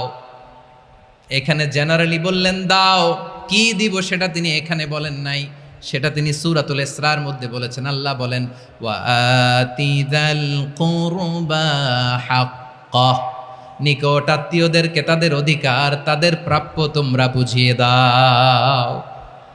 দেখেন, একটা শান্তির সমাজ, একটা সমৃদ্ধ সমাজ, একটা মানবিক সমাজ গঠনের জন্য আল্লাহ তাআলা বেশি না, মাত্র 3টা অর্ডার, 3টা ভার্ডিক্ট তিনি জারি করেছেন। 1 নাম্বার সুশাসন, ন্যায় বিচার। 2 নাম্বার ইহসান। 3 নাম্বার নিকটাত্মীয়, যারা কাছের, তোমার ভেরি ক্লোজ রিলেশনশিপে আছে, তাদেরকে দাও। দাও, দিলে বাড়িয়ে দেয় কে? অনেকে দিতে চায় না, কৃপণতা করে। দিলে বাড়ায় দেয় কে? ও মিয়া, মদিনার মধ্যে সবচাইতে গরিব সাহাবী ছিল বেলাল রাদিয়াল্লাহু তাআলা আনহু। ওনার এন্টায়ার অ্যাসেট, সম্পদের পরিমাণ কতদূর জানেন? একটা লুঙ্গি। বেলাল রাদিয়াল্লাহু তাআলা আনহু, ওনার টোটাল ওয়েলথের এস্টিমেশন হচ্ছে মাত্র একটা লুঙ্গি। একটা লুঙ্গি, টোটাল ওয়েলথ এস্টিমেশন, টোটাল সম্পদের পরিমাণ বেলাল রাদিয়াল্লাহু তাআলা আনহুর কি ছিল? কথা বোঝে নাই বোধহয়, কি ছিল? ওই বেলাল রাদিয়াল্লাহু তাআলা আনহুকে বিষ্ণু ইসলাম বলেছেন আনফিক ইয়া বেলাল, ও বেলাল তুমিও দাও। ওয়ালা তাখশা মিন যিল আরশি ইখলালা, আরশের অধিপতির তো কোনো ঘাটতি নাই, তুমি দিলে ওই আল্লাহ তোমারে বাড়ায় দিবে। এজন্য আমার প্রিয় ভাইয়েরা, দিলে কমে না, দিলে বাড়ে। অনেকে ধরে রাখে, নতুন কিছু নিতে পারে না, হাত দিয়ে যেটা ধরে রেখেছেন এটা দিয়ে দেন, বড় একটা ধরার সুযোগ পাবেন। জোরে বলেন ঠিক কিনা? ধরেন 5 কেজি ওজনের একটা ধরে রাখছেন, এখন 10, এটা না ছাড়লে 10 কেজি ধরতে পারবেন আপনি? আচ্ছা, 10 কেজির জিনিস একটা আছে হাতে, ওইটা যদি ছেড়ে দেন তাইলেই না 15 কেজি ধরতে পারবেন? কথা বলেন ঠিক কিনা? তাহলে দিলে বাড়িয়ে দেয় কে? রব্বুল আলামিন বললেন 3 নাম্বার আদেশ হলো তোমাদের প্রতি সমাজটারে কেমন করে মানবিক সমাজ, সুন্দর সমাজ গড়বা। 3 নাম্বার আদেশ হলো ওয়াতিদাল কুরবা হাক্কা, নিকটাত্মীয়দেরকে তাদের প্রাপ্য বুঝিয়ে দাও। এই নিকটাত্মীয়দেরকে তাদের অধিকার বুঝিয়ে দেওয়া, প্রাপ্য বুঝিয়ে দেওয়াতে আমাদের গাফলতি আছে না নাই? চট্টগ্রামে নাই? মাশাআল্লাহ আছে, আছে। অনেকে দেখবেন অনেক আল্লাহওয়ালা, তাহাজ্জুদ গুজার, সেজদা দিতে দিতে কপালে কালো দাগ ফেলে দিছে, সে তার বোনের হকটা আদায় করে নাই। আছে না নাই? হ্যাঁ, এখানেও আছে। সর্বনাশ। অনেক বড় হাজী সাহেব, বিশাল লম্বা দাড়ি, ছেলেরে সব দিয়ে দিছে, মেয়েরে কিছু দেয় নাই, মেয়ের হক আদায় করে নাই। আছে না নাই? এই হাজী সাহেবেরা, এই আল্লাহওয়ালারা কিয়ামতের ময়দানে আটকে যাবে। আপনি অন্যের অধিকার নষ্ট করেছেন, তাদের রাইটসকে ভায়োলেট করেছেন। এজন্য আল্লাহ তাআলা বলেন, কারো অধিকার যদি কেউ নষ্ট করে, ওই সমাজটা মানবিক সমাজ কঠিনকালেও হতে পারে না। এজন্য 3 নম্বর আল্লাহ বললেন ওয়া ইতা ইদিল কুরবা, নিকটাত্মীয়দেরকে দাও। কি দিবা? তাদের অধিকার দিয়ে দাও। বোনের অধিকার বুঝিয়ে দাও, মেয়ের অধিকার বুঝিয়ে দাও, ফুফুর অধিকার বুঝিয়ে দাও। দেখবেন অনেক মায়েরা ছেলের পাতে মুরগির রান দেয়, মেয়ের পাতে দেয় মুরগির ঠ্যাং। এরকম আছে না নাই? ছেলেরা কি দেয়? মুরগির। মেয়ের পাতে কি দেয়? তো মেয়ের কি মুরগির রান খেতে মনে চায় না? মনে চায় না? এমনটা করা যাবে না। নিকটাত্মীয়দেরকে অধিকার দিয়ে দাও, নিকটাত্মীয়ের সাথে সুসম্পর্ক রাখো। আদেশটা কার? এজন্য প্রিয় ভাইয়েরা, জীবনে যদি বারাকা অর্জন করতে চান, নিকটাত্মীয়দের সাথে সুসম্পর্ক রাখতে হবে, তাদের জন্য উপহার পাঠাতে হবে। বিশ্বনবী বলেন লা ইয়াদখুলুল জান্নাতা কাতে, যে ব্যক্তি আত্মীয়তার সম্পর্ককে ছিন্ন করে দেয়, সে কশিনকালেও আল্লাহর জান্নাতে ঢুকবে না। আপনি কি এটারে সহজ হাদিস মনে করছেন? এটা সহজ কথা? আপনি ভাবছেন আপনার নামাজ আপনারে বাঁচাতে পারবে, আপনার রোজা বাঁচাতে পারবে, আপনার তাহাজ্জুদ আপনারে বাঁচাতে পারবে? আপনি অধিকার নষ্ট করলে কিছুই আপনারে বাঁচাতে পারবে না। এজন্য নিকট আত্মীয়দেরকে দিতে হবে বেশি বেশি। বিশ্বনবী বলেন ইন্না সাদাকাতা আলাল মিসকিনি সাদাকা ওয়া আলা যির রাহিমি ইসনাতান সাদাকাতুন ওয়া সিলা।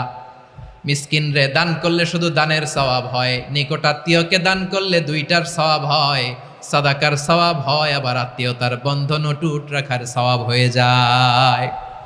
আবার বিশ্বনবী বললেন মান সাররাহু আইয়ুবসাতা লাহু ফি রিজকিহি ওয়া ইউনসা লাহু ফি আসারিহি ফালইয়াসিল রাহিমা। যে ব্যক্তি তার রিজিকের প্রশস্ততা চায় আর হায়াতে বরকত চায়, সে যেন তার আত্মীয়ের সাথে সুসম্পর্ক রাখে। আমার প্রিয় চট্টলার ভাইয়েরা, আমাদের রিজিক বাড়ুক, এটা আমরা চাই কি চাই না? সবাই চান? হ্যাঁ, আমাদের রিজিকে প্রশস্ততা আসুক, চাই কি চাই না? আমাদের হায়াতে বরকত আসুক, আমরা চাই কি চাই না? এই 2টা যদি চান, তাহলে নিকটাত্মীয়দের সাথে সুসম্পর্ক রাখবেন, পারবেন? তাহলে সমাজটারে মানবিক সমাজ বানায় দিবে কে? 3টা আদেশ চলে গেল। কয়টা? আওয়াজ করে বলেন। 1 নম্বরে কি ছিল? 2 নম্বরে, 3 নম্বরে নিকটাত্মীয়দেরকে দান। আপনাদেরকে আরো শোনার আগ্রহ আছে? আপনাদের মনোযোগ আছে না গেছে? কষ্ট হচ্ছে না? মাশাআল্লাহ, মাশাআল্লাহ। তাকবীর পড়ুন, লিল্লাহে তাকবীর। আমার প্রিয় ভাইয়েরা, আল্লাহ তাআলা 3টা জিনিসের যেমনি আদেশ করেছেন, অনুরূপভাবে 3টা বিষয় তিনি বারণ করেছেন, নিষেধ করেছেন। ওগুলোর কাছেও যাওয়া যাবে? শুনবেন। রাব্বুল আলামিন বলেন ওয়ায়ানহা আনিল ফাহশাই ওয়াল মুনকারি ওয়াল বাগি। আমি যেমনি 3টি বিষয়ে আদেশ করলাম, অনুরূপভাবে 3টি বিষয়ে বারণ করলাম, নিষেধ করলাম। আমার 1 নাম্বার নিষেধাজ্ঞা হলো অশ্লীলতার প্রতি। ফাহশা, ওয়ায়ানহা আনিল ফাহশা, আল্লাহ তাআলা অশ্লীলতাকে নিষেধ করেছেন। কোন জিনিসকে? সবাই বলুন, কোন জিনিসকে? যত ধরনের, যত টাইপের, যত ক্যাটাগরির অশ্লীলতা হতে পারে সব অশ্লীলতাকে হারাম করেছেন কে? ফাহশা মানে কি? কথায়, কাজে, আচরণে, কমেন্ট, ফেসবুকের কমেন্টসে যত ধরনের নোংরামো আছে, যত ধরনের অশ্লীলতা আছে, এটাকে আরবিতে বলে ফাহশা। এটাকে কি বলে? রাব্বুল আলামিন বলেন, কুল ইন্নামা হাররামা রাব্বিয়াল ফাওয়াহিশা মা যাহারা মিনহা ওয়া মা বাতান। ও নবী, আপনি বলে দেন, আমার রব প্রকাশ্য, অপ্রকাশ্য, স্পষ্ট কিংবা অস্পষ্ট, দৃশ্যমান কিংবা অদৃশ্যমান সব অশ্লীলতাকে হারাম করেছেন। সব ধরনের অশ্লীলতা হারাম, সব ধরনের। আল্লাহ তাআলা আমাদেরকে অশ্লীলতা থেকে বাঁচান, অশ্লীলতা থেকে তিনি আমাদেরকে হেফাজত করুক, পড়েন আমিন। এবার বলেন, আমাদের সমাজে অশ্লীলতা আছে না নাই? চট্টগ্রামে নাই? আমি কই নাই, ওনারা বলে আছে। দেখছেন, আমি সামহাও বাঁচায় দেওয়ার ট্রাই করতেছি, ওনারা বলে আছে। অশ্লীলতা নানা ভাবে, নানা নামে, নানা মোড়কে আমাদের সমাজে আছে না নাই? সংস্কৃতির নামে, ফ্যাশনের নামে, বিনোদনের নামে, উপন্যাসের নামে, কনসার্টের নামে অশ্লীলতা আছে না নাই? আপনি দেখেছেন কনসার্টগুলোর অবস্থা? এই যে আতিফ আসলাম যে আসছে আমাদের দেশে, তারপর কে কে আসছে, আমাদের তরুণ তরুণীরা, আমাদের যুবক যুবতীরা, আমাদের জেনজিরা, কি অবস্থা ওইখানে? হ্যাঁ, কি অবস্থা? কে বাঁচাবে ওদের?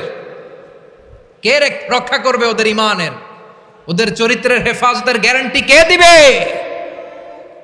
কনসার্টের নামে অশ্লীলতা আছে না নাই? ছেলে মেয়ে একে অপরকে জড়ায় ধরতেছে, একে অপরকে চুমু খাচ্ছে, প্রকাশ্যে, দিবালোকে, গণমানুষের সামনে। আল্লাহ তাআলা এই অশ্লীলতা থেকে আমাদেরকে বেঁচে থাকতে বলেছেন, বেঁচে থাকতে বলেছেন। রূপালী জগতের নামে অশ্লীলতা আছে না নাই? এই টার্মটা আপনারা জানেন না? রূপালী জগৎ কি জগৎ? আসলে কি রূপালী জগৎ না অন্ধকার জগৎ?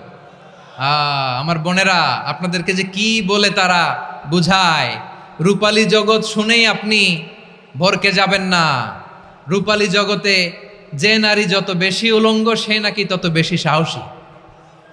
জানেন, বলে এটা একটা সাহসী নারী, খুব সাহসী পদক্ষেপ তার। যত বেশি শরীর থেকে কাপড় নামাতে পারবে, যত বেশি বস্ত্রহীন হয়ে নিজেকে প্রেজেন্ট করতে পারবে, সে নাকি তত বেশি সাহসী। ও আমার চট্টলার ভাইয়েরা, শয়তানের প্রথমে এজেন্ডা ছিল বনি আদমকে বস্ত্রহীন করা। সে আদম এবং হাওয়া আলাইহিস সালামকে নিষিদ্ধ গাছের ফল খাইয়ে তাদেরকে বস্ত্রহীন করেছে। এই জামিনেও সে আমাদেরকে বস্ত্রহীন করতে চাইবে। এই রূপালী জগতের নামে তারা এটা করে। আমার প্রিয় বোনেরা, আপনি জানেন না আপনার দাম কত। ওরা আপনাদেরকে বিজ্ঞাপনের সস্তা পণ্য বানাতে চায়। ওরা আপনাদেরকে ওদের ভোগের লিপসার টুলস বানাতে চায়। ওরা আপনাদেরকে দিয়ে ওদের খায়েশ পূরণ করতে চায়। এটা আপনাদের জন্য মোটেও ডিগনিটি নয়, এটা আপনাদের জন্য সম্মান নয়। আপনার সম্মান শালীনতায়, আপনার সম্মান হেজাবে, আপনার সম্মান ভদ্রতায়, আপনার সম্মান আপনার ডিসেন্ট পোশাকে। পোশাক বলে দেয় এই নারীটা ভদ্র না অভদ্র।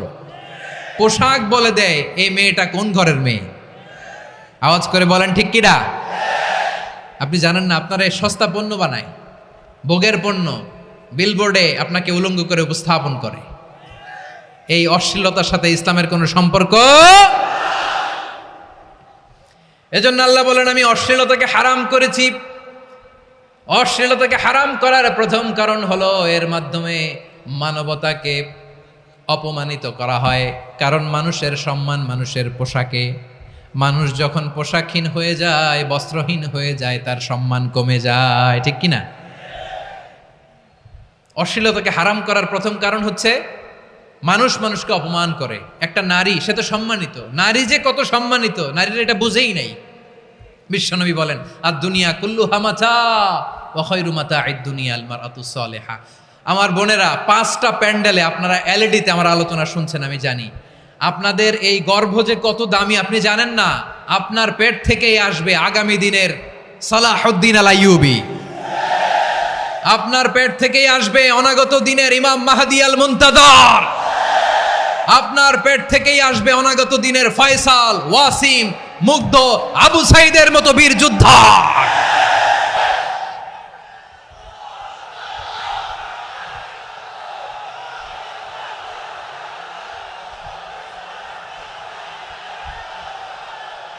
আমার প্রিয় বোনেরা, আমার প্রিয় বোনেরা, বিশ্বনবীর কথার ওজন খেয়াল করেন। আর দুনিয়া কুল্লুহা মাতা ওয়া খায়রু মাতা'আদ দুনিয়াল মারআতুস সালিহা। দুনিয়ার সবকিছুই অ্যাসেট, এর মধ্যে সবচেয়ে দামি অ্যাসেট নেককার নারী। আপনার গর্ভ যে কত দামি আপনি জানেন না। নিজের সময়টাকে কাজে লাগান, কোরআন পড়েন, সুন্নাহ পড়েন। আপনার অনেক দায়িত্ব ঘরে। You are the MD of your family. একটা family it's a very big institution. পরিবার একটা অনেক বড় প্রতিষ্ঠান। And you are the MD of your institution. আপনি এই পরিবারের MD, managing director of your family. এখানে আপনার কত দায়িত্ব। আপনি ছেলেমেয়েদেরকে তারবিয়া করবেন। আপনি আপনার স্বামীর জন্য ঘরটারে জান্নাতের নীর বানাবেন। আপনার জন্য জান্নাতের ডুপ্লেক্স বাড়ি ওইখানে তৈরি করে রাখবে কে? আপনি যে কত দামি আপনি জানেন না। নারীদেরকে আল্লাহ বানিয়েছেন উচ্চতর করে, নিম্নতর নয়। নারীদেরকে ছোট্ট জিনিস দিলে এটারে বড় করে দেয়। নারীদেরকে ভ্রূণ দিলে, শুক্রাণু দিলে নারী এটারে বাচ্চা হিসেবে উপহার দেয়, ঠিক কিনা?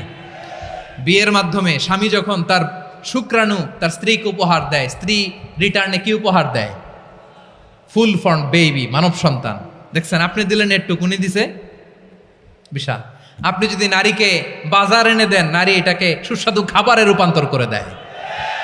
আপনি তাকে একটা মুচকি হাসি দিয়ে দেন, সে তার কলিজা দিয়ে দেয়।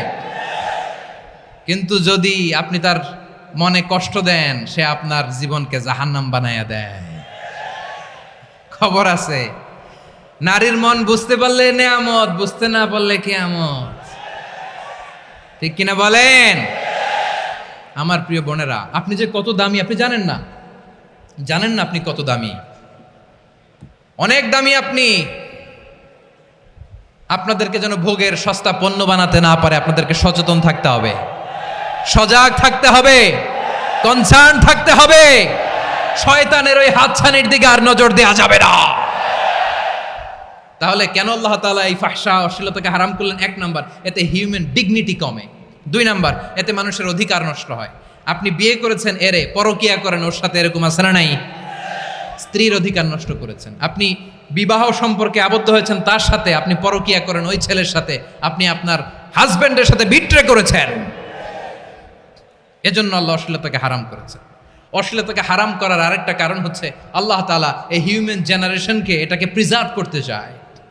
হিফজুন নাসল, এটা মাকাসিদুশ শরিয়ার অনেক গুরুত্বপূর্ণ একটা মাকাসিদ, অনেক গুরুত্বপূর্ণ।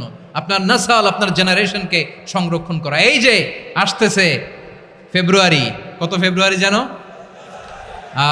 এটা কি বিশ্ব ভালোবাসা দিবস? হ্যাঁ, কি দিবস? এই বিশ্ব ভালোবাসা দিবসের সাথে মুসলমানদের কোনো সম্পর্ক নাই। আমার প্রিয় ভাইরা, এই যে আপনি অবৈধ সম্পর্কে জড়ালেন, কেন আল্লাহ অশ্লীলতাকে হারাম করেছে দেখেন। বলতেছিলাম যে এটা আপনার নাসাল, আপনার জেনারেশন, আপনার লিনিয়েজ, আপনার বংশকে প্রিজার্ভ করা। কে কার বাবা, কে কার মা, বাবা মা জানা, প্রজন্মকে প্রিজার্ভ করা, এটা ইসলাম ওয়াজিব করে দিয়েছে। এই যে অবৈধ সম্পর্কের কারণে, বিশ্ব বেহায়া দিবসের কারণে, এগুলোর আউটকাম, আউটপুট হিসেবে মাঝে মাঝে এই ঢাকা মেডিকেলের ডাস্টবিনে নবজাতকের বাচ্চার কান্নার আওয়াজ শুনতে পাওয়া যায়। চট্টগ্রাম মেডিকেলের ডাস্টবিনে নবজাতকের কান্না শুনতে পাওয়া যায়। বীর চট্টলার মুসলমানেরা বুঝতে পারলে আওয়াজ করে বলেন, এই যে চট্টগ্রাম মেডিকেলে যে নবজাতকটা পাওয়া গেল, ওর বাবাকে আমাকে বলেন।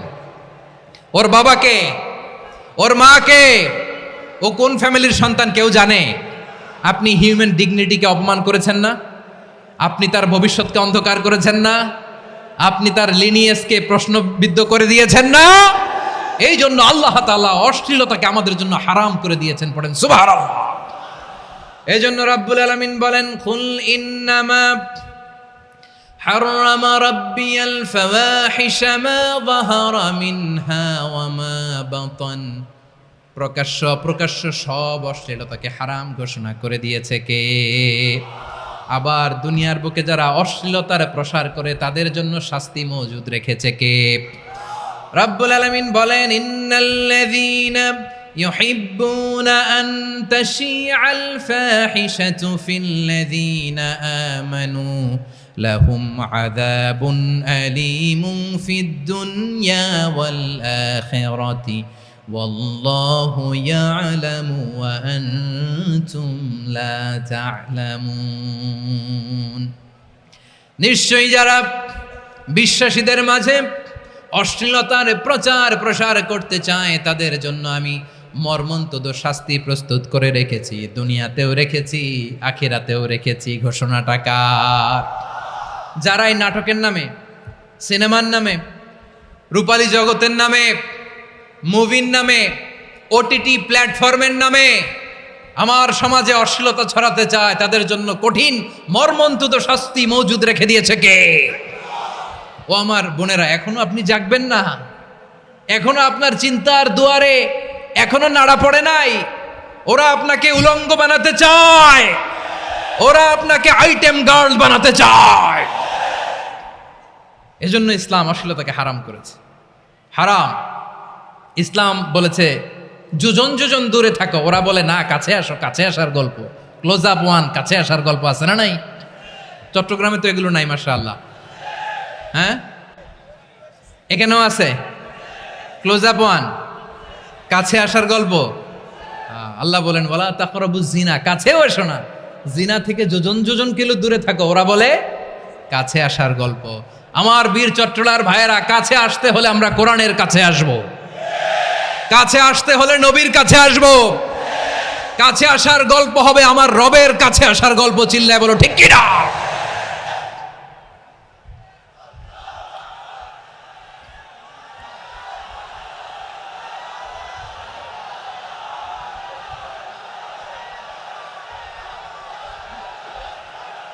বসুন বসুন আমার ভাইয়েরা। তাহলে অশ্লীলতার সাথে আমাদের কোনো সম্পর্ক? সবাই বলতে পারেননি, আওয়াজ করে বলুন, অশ্লীলতার সাথে আমাদের কোনো সম্পর্ক?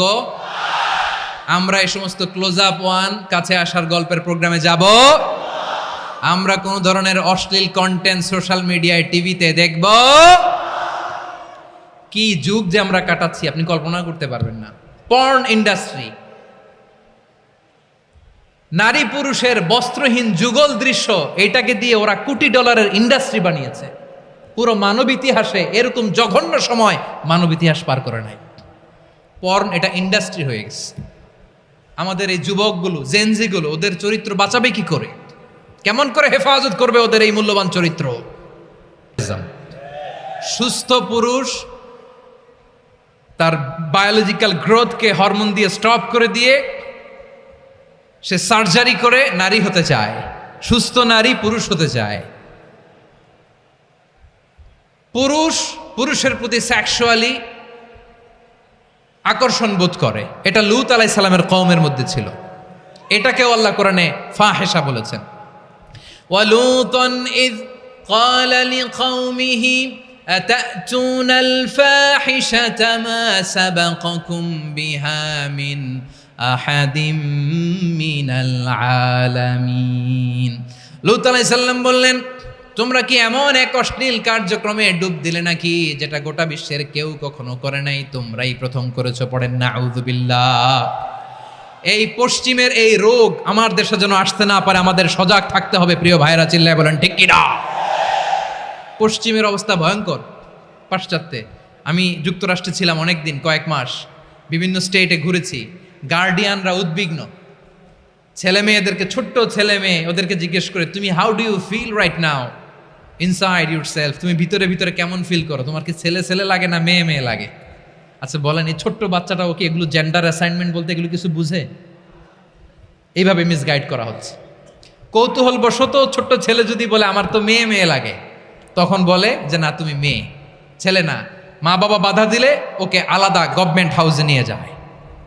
ভয়ঙ্করতম অবস্থা। আমরা একটা সময়ে শুনতাম যে হুজুর আমার ছেলেটা খুব ভালো, হাফেজে কোরআন, আল্লাহওয়ালা। হুজুর আমার ছেলে দাড়ি রাখছে, আল্লাহওয়ালা। হুজুর আমার ছেলে 5 ওয়াক্ত সালাত জামাতের সাথে পড়ে, তার মানে আল্লাহওয়ালা। পশ্চিমে যে আমি কি শুনছি জানেন? ওরা বলে হুজুর আমার ছেলেটা ইউনিভার্সিটির একটা মেয়ের সাথে প্রেম করে, ও খুব আল্লাহওয়ালা, হুজুর দোয়া করবেন। এর কারণ ওদের কাছে আল্লাহওয়ালার ক্রাইটেরিয়া হচ্ছে হুজুর আমার ছেলেটা আরেক ছেলেরে পছন্দ করে নাই, আমার মেয়েটা আরেক মেয়েকে ভালোবাসে নাই, এজন্য আমার ছেলেটা আল্লাহওয়ালা, হুজুর ওর জন্য একটু দোয়া করে দিয়েন। কি চ্যালেঞ্জ ওরা ফেস করতেছে। ওনার ছেলে যে আরেক ছেলেরে বিয়ে করবে না, এটাতেই উনি খুশি যে আলহামদুলিল্লাহ আমার ছেলেটা একটা মেয়েরে ভালোবাসে, আমার মেয়েটা একটা ছেলেরে ভালোবাসে, মানে এটা খুব আল্লাহওয়ালা। নাউজুবিল্লাহ পড়তে পারলেন না? এজন্য অশ্লীলতার সাথে আমাদের কোনো সম্পর্ক। রব্বুল আলামিন বলেন ওয়ায়ানহা আনিল ফাহশাই ওয়াল মুনকারি ওয়াল বাগি, 3টা জিনিসকে আমি নিষিদ্ধ করলাম। 1 নাম্বার হলো ফাহশা, অশ্লীলতা। 2 নম্বরে হলো মুনকার, সমস্ত মন্দ কাজ। আপনাদের মনোযোগ আছে না? শেষ করে দিব? আর 2-1 মিনিট শুনবেন? আচ্ছা বলি তাহলে, আর 2-1 মিনিট। তাহলে নিষেধাজ্ঞা জারি করেছেন 3টা জিনিসের উপর। 1 নাম্বার কি? ফাহশা, অশ্লীলতা। 2 নাম্বার মুনকার। মুনকার মানে হচ্ছে যত মন্দ কাজ, খারাপ কাজ, বাজে কাজ, এটার বলে মুনকার। এটার কি বলে? আপনারা পড়ছেন না তা'মুরুনা বিল মা'রুফি ওয়া তানহাউনা আনিল মুনকার। ভালো কাজের আদেশ, সৎ কাজের আদেশ, অসৎ কাজের নিষেধ। মুনকার, মুনকার হচ্ছে মানুষের স্বাভাবিক বিবেকবোধ যেটাকে খারাপ বলে, ওইটাই মুনকার। পৃথিবীর সব আসমানি গ্রন্থ যেটাকে খারাপ বলেছে, মানুষের স্বাভাবিক বিবেকবোধ যেটাকে খারাপ বলেছে, এগুলো সব মুনকার। যেমন ইফটিজিং, এটা কি ভালো না খারাপ? মজুদদারি, খাদ্যে ভেজাল দেওয়া, ওজনে কম দেওয়া, মাছে ফরমালিন মিশানো, চাঁদাবাজি, টেন্ডারবাজি, দখলবাজি, এগুলো আমাদের স্বাভাবিক বিবেকেই বলে এগুলো খারাপ, এগুলো হচ্ছে মুনকার। আল্লাহ তাআলা এই মুনকার থেকে আমাদেরকে বেঁচে থাকতে বলেন, আর শয়তান এই মুনকারের প্রতি আমাদেরকে উদ্বুদ্ধ করে। আল্লাহ তাআলা বললেন ইয়া আইয়ুহাল্লাযীনা আমানু লা তাত্তাবিউ খুতুওয়াতিশ শাইতান ومن يتبع خطوات الشيطان فإنه يأمر بالفحشاء والمنكر। আল্লাহ বললেন আমার গোলামেরা শোনো শোনো, ও আমার বিশ্বাসী বান্দারা খবরদার, তোমরা কশিনকালেও শয়তানের পদাঙ্ক অনুসরণ করবে না, কারণ শয়তান তোমাদেরকে অশ্লীলতা এবং মন্দ কাজের দিকে উদ্বুদ্ধ করে। আমাদের কাজ হচ্ছে শয়তান আমাদেরকে যেদিকে নিতে চায় আমরা তার উল্টা দিকে যাব, ঠিক কিনা বলেন? শয়তান এই মন্দ কাজকে আমাদের কাছে বিউটিফাই করে, চাকচিক্যময় করে আমাদের সামনে উপস্থাপন করে। এজন্য আল্লাহ বলেন মুনকারকে থামাতে হবে, মুনকার প্রতিরোধ করতে হবে। মুনকার প্রতিরোধের দায়িত্ব শুধু আমাদের নাকি? শুধু আপনার খতিব সাহেবের, ইমাম সাহেবের, নাকি মুসলিম উম্মার সবার? আওয়াজ করে বলুন, মুনকার অসৎ কাজ প্রতিরোধের দায়িত্ব কার?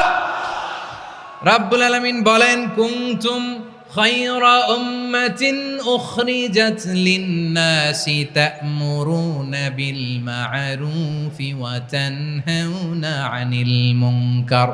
তোমাদেরকে শ্রেষ্ঠ জাতি করে জমিনের মধ্যে আবির্ভূত করা হয়েছে, যাতে করে তোমরা জমিনের ভেতরে সৎ কাজের আদেশ করতে পারো আর অসৎ কাজের নিষেধ করতে পারো।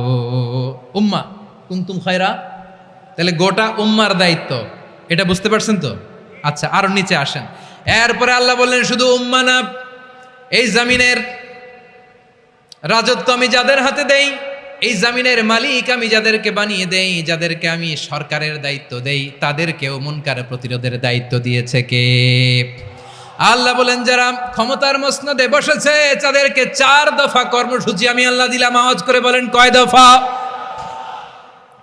আল্লাহ বলেন আল্লাযীনা ইম্মাক্কান্নাহুম ফিল আরদি আকামুস সালাতা ওয়া আতাউজ যাকাতা ওয়া আমারু বিল মা'রুফি ওয়া নাহাউ আনিল মুনকার ওয়ালিল্লাহি আকিবাতুল উমুর। যারা এই জমিনের উত্তরাধিকার হয়েছে তারা 4 দফা কর্মসূচি নিয়ে সামনে আগাবা। সালাত কায়েম করবা, যাকাত আদায় করবা, সৎ কাজের আদেশ দিবা, অসৎ কাজ থেকে মুনকার প্রতিরোধ করবা। আদেশটা কার? আমার প্রিয় চট্টলার ভাইয়েরা, পুরো উম্মার দায়িত্ব মুনকার প্রতিরোধ করা, সরকার প্রধানের দায়িত্ব মুনকার প্রতিরোধ করা। এরপর আল্লাহ বলেন প্রতিটা ফ্যামিলির যিনি প্রধান সিইও বাবা, প্রত্যেক বাবারও দায়িত্ব এই মুনকার প্রতিরোধ করা। আওয়াজ করে বলেন ঠিক কিনা? যেমনটি সাইয়েদনা লোকমান আলাইহিস সালাম ওনার কলিজার টুকরা সন্তানকে আদেশ করেছেন, ইয়া বুনাইয়া আকিমিস সালাতা ওয়া'মুর বিল মা'রুফি ওয়ানহা আনিল মুনকার। পড়েন সুবহানাল্লাহ। বাবা ছেলেকে সবক দিচ্ছে। কে সবক দিচ্ছে? কাকে? লোকমান আলাইহিস সালাম ছেলেকে বলতেছে, ওরে আমার কলিজার টুকরা সন্তান, ওরে আমার বাছা, নামাজ কায়েম করবা, সৎ কাজের আদেশ দিবা, আর মুনকার প্রতিরোধ করবা, অসৎ কাজ, সমাজ থেকে খারাপ কাজকে ঝেঁটে বিদায় করে দিবা। তাহলে দেখেন আমি স্টেপ বাই স্টেপ নামলাম। পুরা উম্মার দায়িত্ব, জমিনের উত্তরাধিকারী আল্লাহ যাদেরকে বানিয়েছেন সরকার, তাদের দায়িত্ব, প্রতিটি ফ্যামিলির প্রধানের দায়িত্ব। এরপরে বিশ্বনবী বলেন সচেতন প্রতিটি মুসলিমের দায়িত্ব সমাজ থেকে মুনকারকে উৎখাত করা। বিশ্বনবী বলেছেন, মান রাআ মিনকুম মুনকারান ফালিয়ুগাইয়িরহু বিয়াদিহি ফাইন লাম ইয়াস্তাতি ফাবিলিসানিহি ওয়া ইন লাম ইয়াস্তাতি ফাবিকলবিহি ওয়া যালিকা আদআফুল ঈমান। সমাজে যে মুনকার দেখবে, খারাপ কাজ দেখবে, সেজন্য হাত দিয়ে সেটাকে থামায়। কি দিয়ে? আপনাদের তো হাত নাই না? হাত আছে, হাত আছে। ওরা যেই হাত দিয়ে অন্যায় করে ওইটা প্রতিরোধের জন্য আমাদেরও হাত আছে না নাই? থামাতে হবে, থামাতে হবে।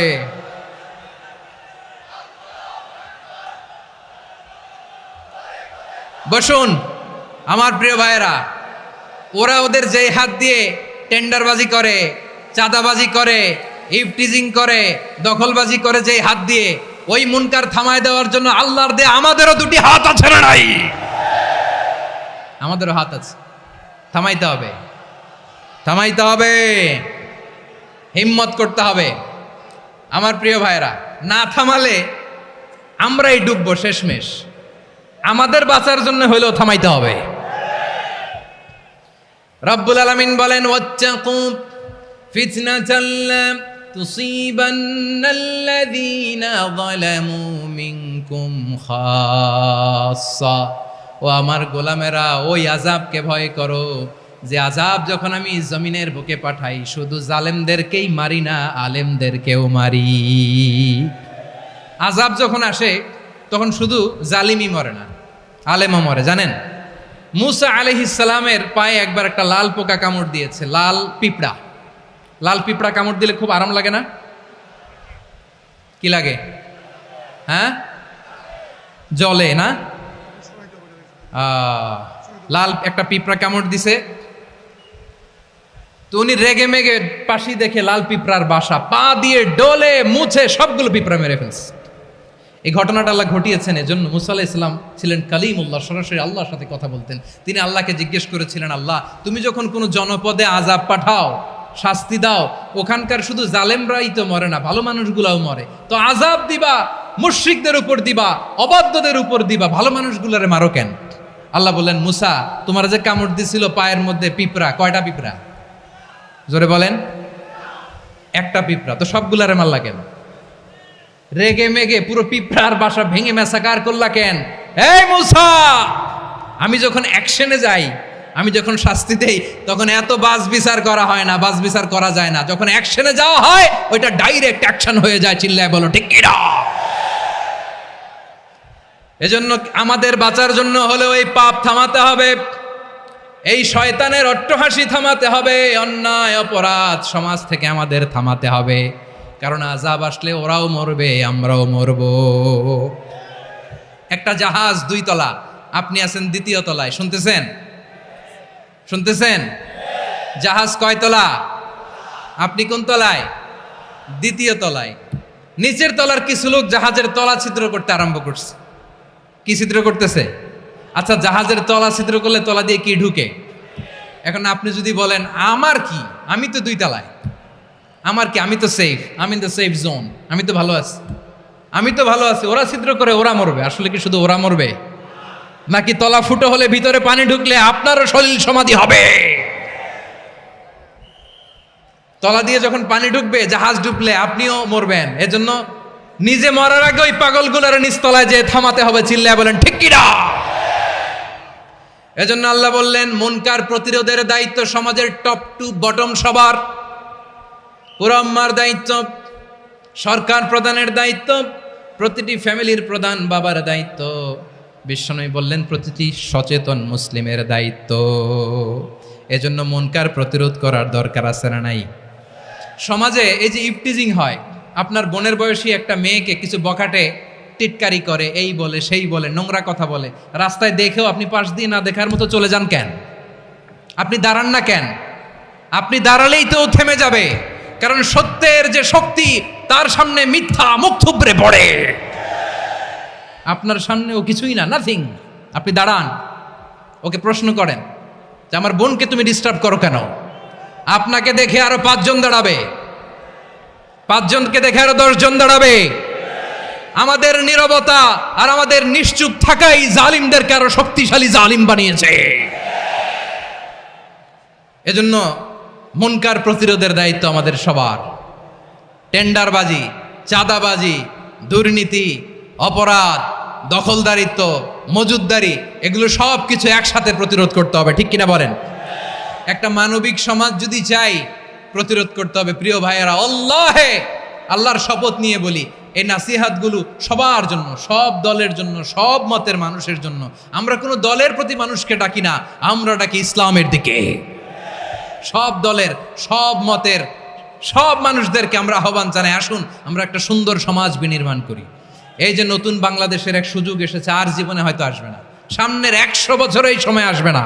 আসুন দেশটাকে আমরা সাজাই, আসুন আমরা দুর্নীতি বন্ধ করি, আসুন আমরা চাঁদাবাজি বন্ধ করি, আসুন আমরা দখলদারিত্ব বন্ধ করি, আসুন আমরা এক দল আরেক দলকে নিশ্চিহ্ন করার যে রাজনীতি, এটা বন্ধ করি। সব দলের প্রতি আমার আহ্বান। আমি কিছুদিন আগে একটা নিউজ দেখলাম, ওই যে লন্ডনে বসে জনাব তারেক রহমান সাহেবকে আমি ধন্যবাদ দিতে চাই। উনি সংবাদ শোনা মাত্রই ওনার দলের অনেক চাঁদাবাজকে উনি বহিষ্কার করেছে। I do appreciate. প্রতিটি দলের এরকম ইনিশিয়েটিভ নেওয়ার দরকার আছে না নাই? যে কোনো দলে এই প্র্যাকটিসটা থাকার দরকার আছে না নাই? চাঁদাবাজদের সাথে আপনারা নিজেদেরকে মুক্ত ঘোষণা করবেন যে এরা আমার দলের কর্মী হতে পারে না। আমরা চাঁদাবাজ মুক্ত বাংলাদেশ চাই, জুলুম মুক্ত বাংলাদেশ চাই, ফ্যাসিজম মুক্ত বাংলাদেশ চাই, গুণ খুন খারাপি মুক্ত বাংলাদেশ চাই। আমরা নতুন ভোরের বাংলাদেশ চাই। ওই বাংলাদেশ পাওয়ার জন্য মুনকার প্রতিরোধে, অন্যায় প্রতিরোধে যদি বাঘের বাচ্চার মতো, আবু সাইদের মতো 2 হাত উঁচু করে বুককে টান টান করে প্রসারিত করে দাঁড়াতে হয়, রাজি আছো মুসলমান? কারা কারা রাজি? আল্লাহকে হাত দেখিয়ে প্রতিজ্ঞা করো।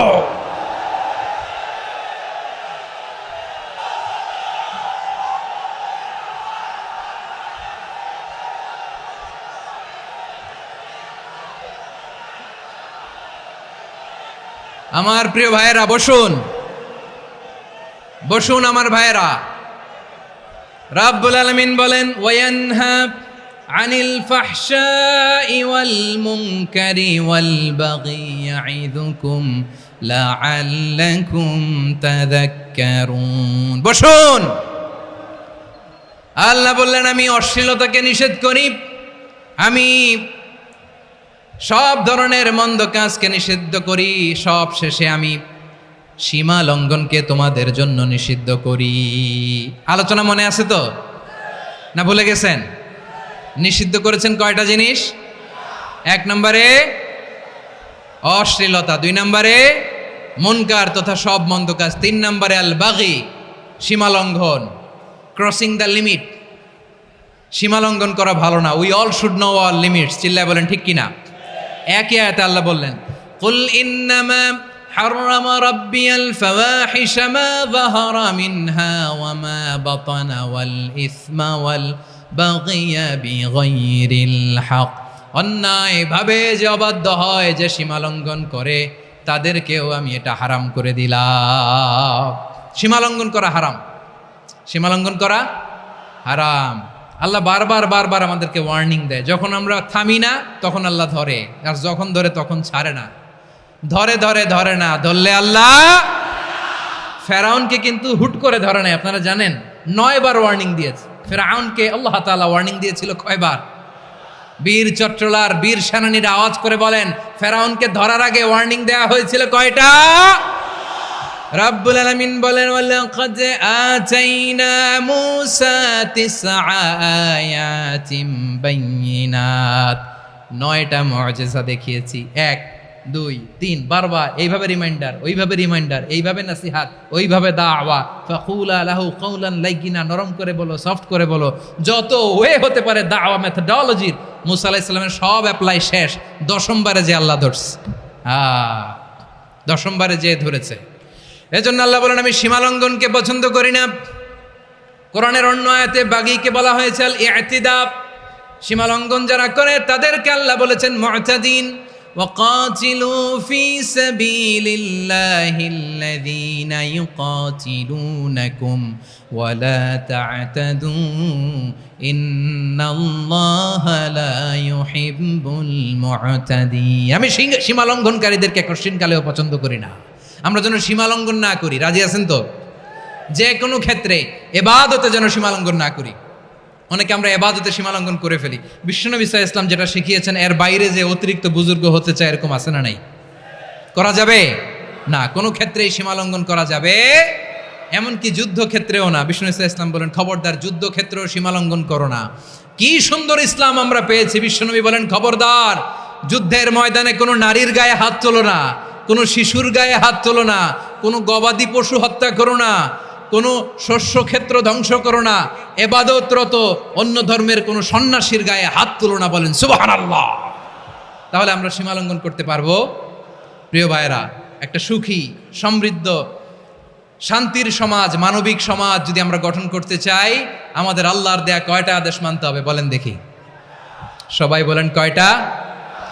আর বেঁচে থাকতে হবে কয়টা জিনিস থেকে? আওয়াজ করে বলেন কয়টা? আচ্ছা, আদেশ নাম্বার 1 কি ছিল বলেন? আল্লাহর আদেশ কি? 1 নাম্বার আদাল, ন্যায়পরায়ণতা।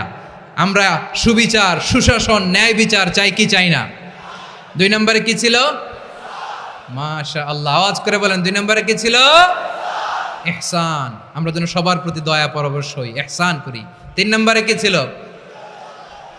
নিকটাত্মীয়দের দান করা, তাদের অধিকার প্রাপ্য বুঝিয়ে দেওয়া। পাশাপাশি 3টা জিনিস থেকে আল্লাহ বারণ করেছেন, নিষেধ করেছেন। তার প্রথমটা ফাহশা, অশ্লীলতা। অশ্লীলতার সাথে আমাদের কোনো সম্পর্ক।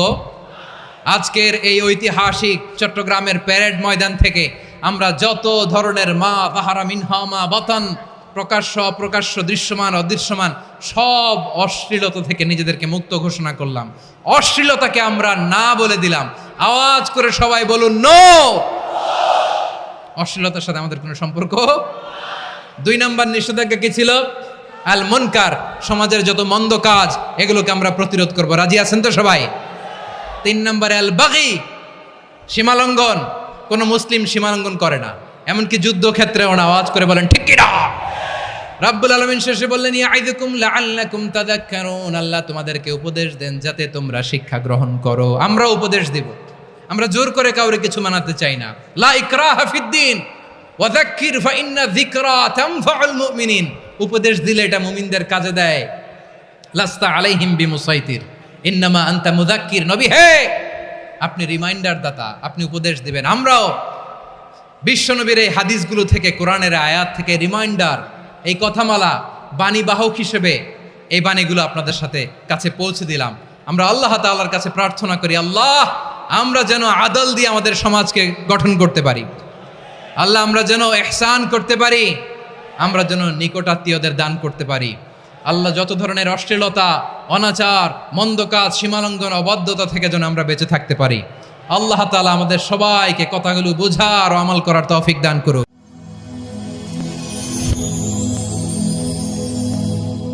Rose TV 24. Enjoy by listening to the Holy Quran.